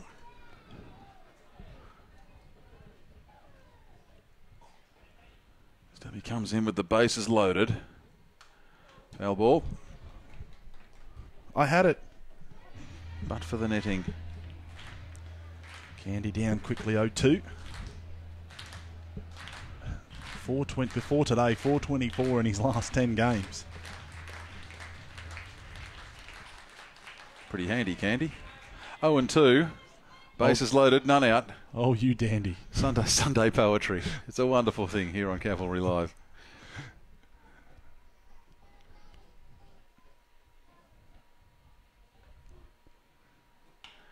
Candelas should bring at least 1 run here. No, it flares away and lands just foul. The runners were moving. Francoso was going. Massey was ready. Everyone was ready to move.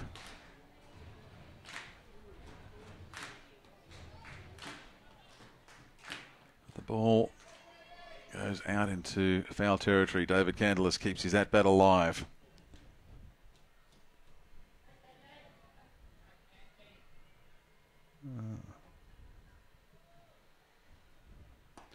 Swings through at the high pitch and strikes out. His first strikeout of the afternoon.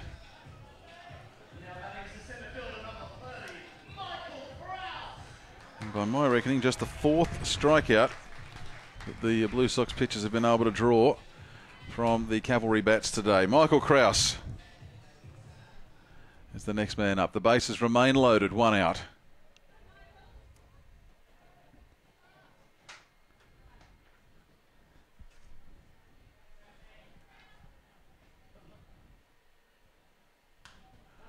And Krause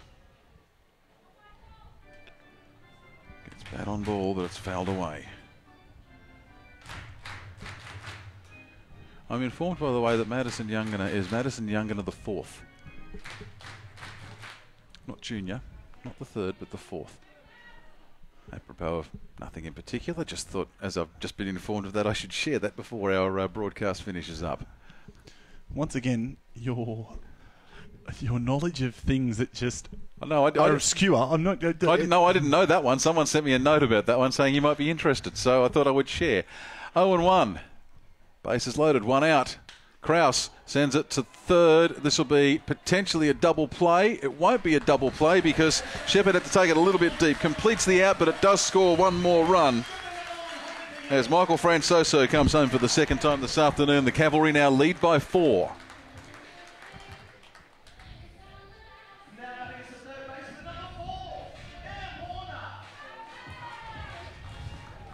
So Massey out at 3rd. There's the force out.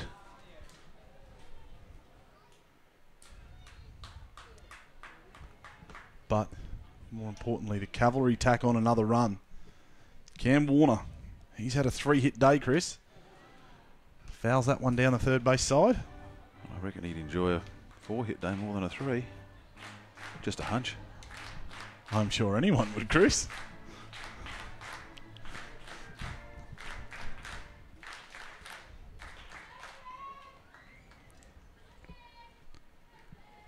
So Warner with the 0-1 pitch. Today he's had a single, 2 singles and a double, in fact, and has been hit by a pitch. It's not how you want to get on base, but it loads them up again.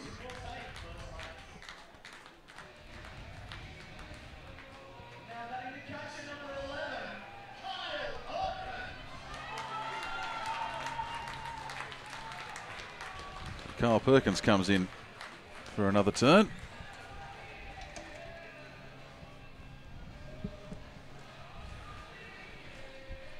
Two out, loaded bases. So that's Wilson at 3rd, Krause at 2nd, Warner at 1st. Kyle Perkins looking for the chance for a grand slam.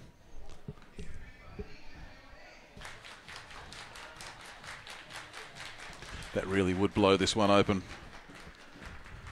Doesn't need to go big, just needs to find a gap. I reckon if he puts one over Gift Ngope and drops it into left centre, there's 2. That's 2 runs there. Low and away fastball.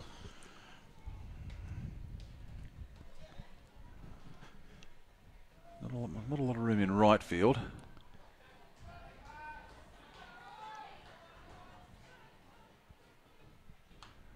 Perkins goes for the towering foul ball. It'll land over near the old canteen. 1-2 is the count on Perkins. 2 out, bases loaded. Canberra leading by 4. Sun gets low in the sky. A long day of baseball drawing to a close. Perkins hits it straight to Shepherd. Shepherd at 3rd. Sends it across to Kemp at 2nd for the force out.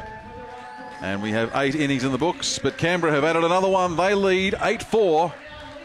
Sydney have a lot of work to do and just 3 outs remaining in which to do it. Hurry up with that thing. Have you tried the break? Yeah, I've tried it all. So who are you backing in this game? With their 3-point shooting. Guys, relax. I got this. Don't want to miss a second of the action this season? With Tabs Basketball Live Vision, you can stream games and access exclusive previews for free. The all-new Subaru Forester. Finally, the recognition you deserve. Everything changes the moment you get in. Every moment is a chance to do.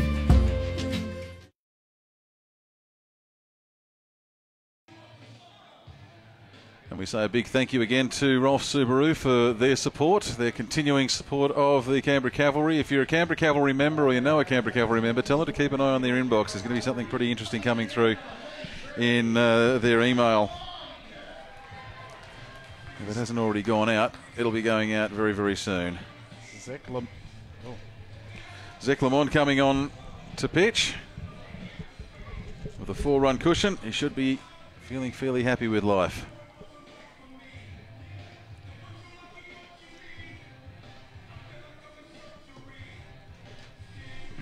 And importantly, Chris, Steve Chambers in line for the win. Been a long wait for Steve Chambers. Came into this game with a 0-1 record. He'd thrown 21 innings prior to today. I think today he'll feel quite comfortable with what he managed to do. Gave his side a good platform, and the rest of the team has built on that platform through the course of the afternoon. And now we head into the 9th inning with the Canberra Cavalry leading by 4. I see it. It's going to be as per program to start. Howe, Campbell, D'Antonio. They're the man waiting. Well, you really wouldn't need to change any of those. That's the thing. The Sydney lineup, there's plenty of batting in it all the way through. Howe came into the game with a 256 average. Campbell 330. I can actually give you those updated. So let's do that. Howe 247. Campbell still 330. D'Antonio 270. So no real fluctuation in those batting averages. And Lamond right on target for the first pitch. Goes the fast ball and gets ahead of Alex Howe. And Lamond with the breaking ball working as well. Goes for the fast ball first, breaking ball second. It's the old 1-2 punch combination. What's he got for the third pitch?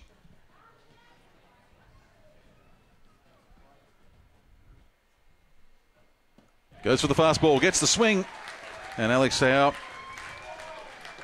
good morning, good afternoon, and good night. Strikes out.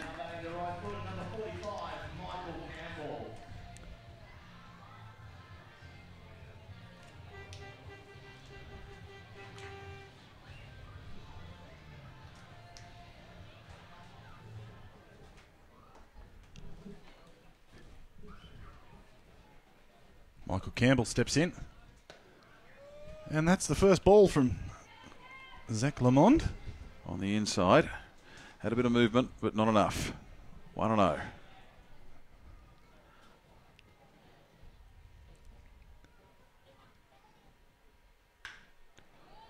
Fly ball flaring. Aoyagi chases, and it was always going to be a tough one for him to get. It goes over his head. He picks it up off the warning track. Sends it into the cutoff man in front. So. Michael Campbell gets a double. Suspect Aoyagi possibly should have been more ready for that. Campbell's hit a couple to left field.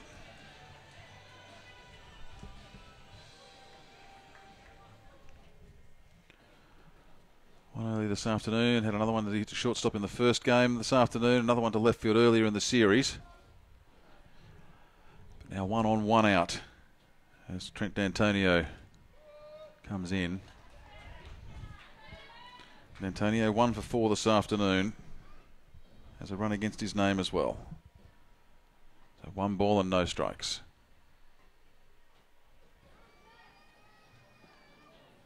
And Lamond on the inside.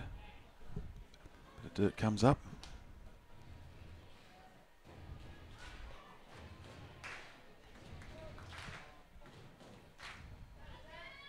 Game's starting to get close to the 3-hour mark here for a late Sunday afternoon. High and away for the attempted breaking ball from Lamond. And D'Antonio with a 3-0 count.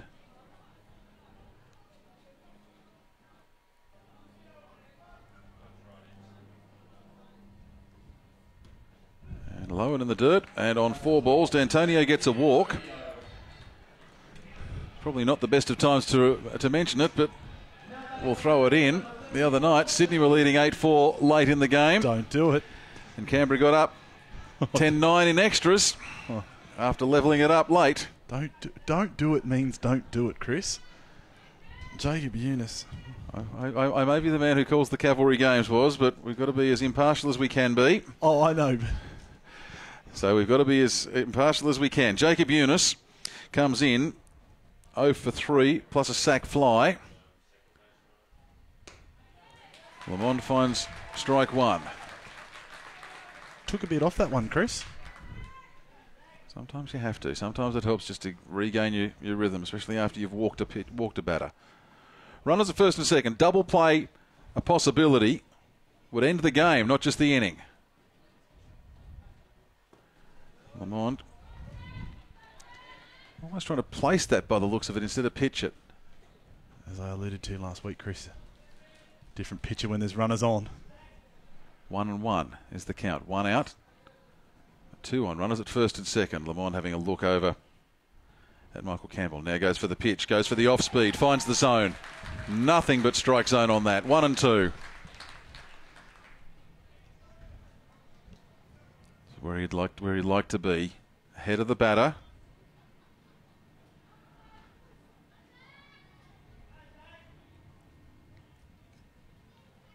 Super important out for the Cavalry here. Pitch comes, it's away. Levels the count at 2 and 2. Canberra would love nothing better than a ground ball to somewhere near the second base cushion. Sydney would love a hit. We've seen so many momentum shifts across 4 games of baseball this weekend. Is there one more twist in this tale? 2 balls, 2 strikes. Lamond pitches. Foul ball from Eunice, third base side. Runner was ready. You see Michael Campbell. He was ready. Count remains 2 and 2.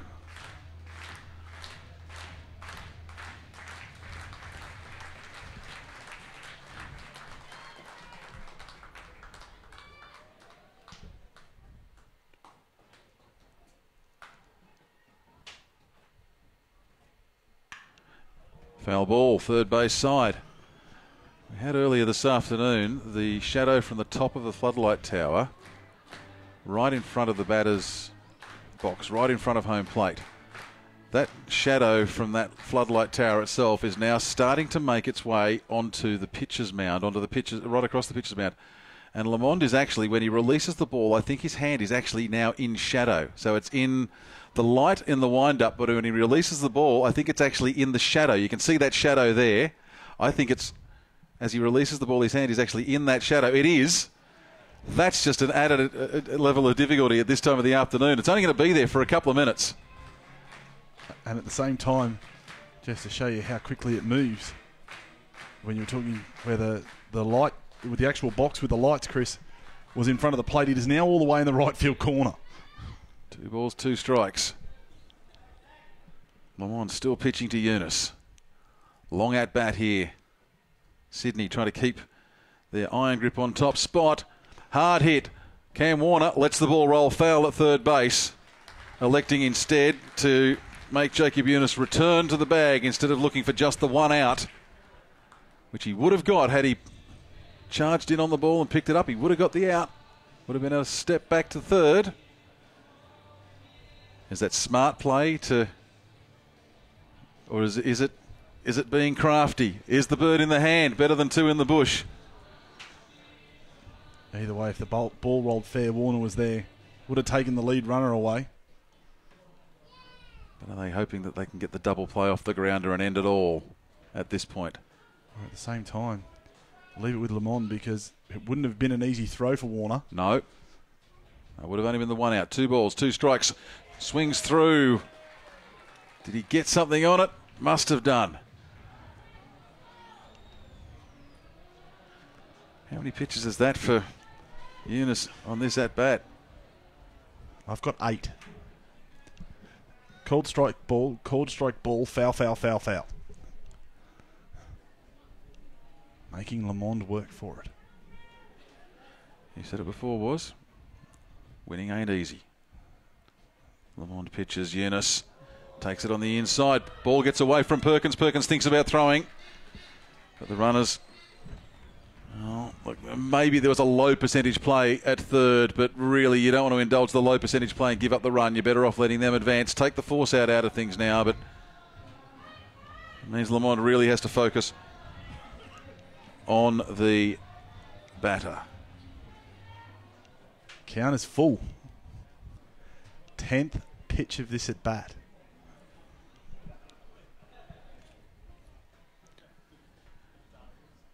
Eunice takes the pitch.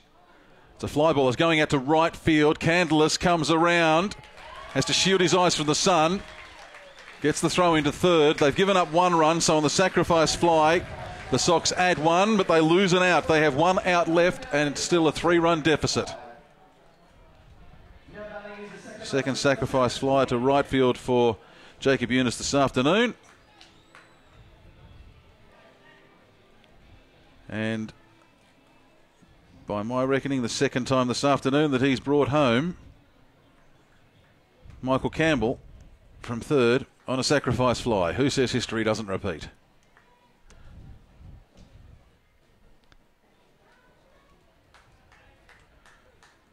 So it comes down to Dwayne Kemp.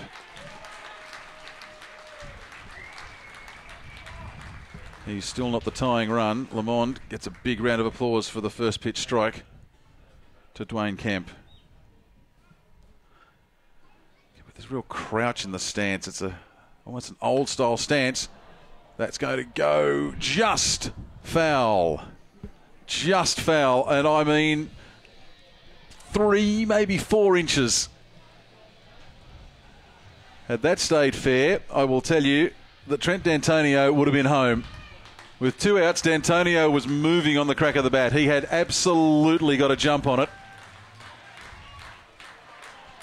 2 strikes. 2 out. Well, 0-2. Sydney Blue Sox down to their last strike. 3 runs the difference. Hard hit grounder. It goes to Kingham. He completes the play to Massey. The Canberra Cavalry complete the sweep. And we have a textbook logjam in the ABL Northeast. Sydney failed to pick up a win at MIT Ballpark in 4 attempts. They fall to 20-12. They have a 1-game lead over the Brisbane Bandits and the Canberra Cavalry, who both sit at 19-13. Brisbane play Canberra next week, and wouldn't Auckland love nothing better than to go to Sydney? There's a lot of expat Kiwis in Sydney who'll be cheering for the Auckland Tuatara next week. They would love to play spoiler. The ABL Northeast alive and well. The Southwest, well, Adelaide, they picked up some runs and a big win earlier today. But they won't be terribly happy with what's happened here. Canberra stay in 5th place in the wildcard stakes at the moment, but it all jams up. And no real surprise that the man of the match for the Canberra Cavalry this afternoon is Craig Massey. He gets 3 hits plus a walk. He's done very, very well. Warwick Petherbridge, a quick wrap-up from you on this afternoon's big doubleheader. Unbelievable play, both games, especially after the washout last night and the big comeback win Friday night. Canberra really putting together a run, Chris, heading into the last 2 weeks of the season. Perfect time to start putting it together as Craig Massey with the big glass bat. That is the Hume Highway Trophy. I don't think you can actually call it a Hume Highway Cup when it's not actually a cup. And I think there may be some conversations down the track about what it winds up being called. I've gone on the record as saying I'd like to see it called the Oxspring Gregorius Cup. We'll explain that later, but let's not worry about it now. It was good to be alongside you this afternoon. Thank you, Chris. See you in 2 weeks for the home series finale. It'll be a cracker. Perth come to Canberra in a couple of weeks. There will be playoff spots on the line. There will be playoff seedings on the line.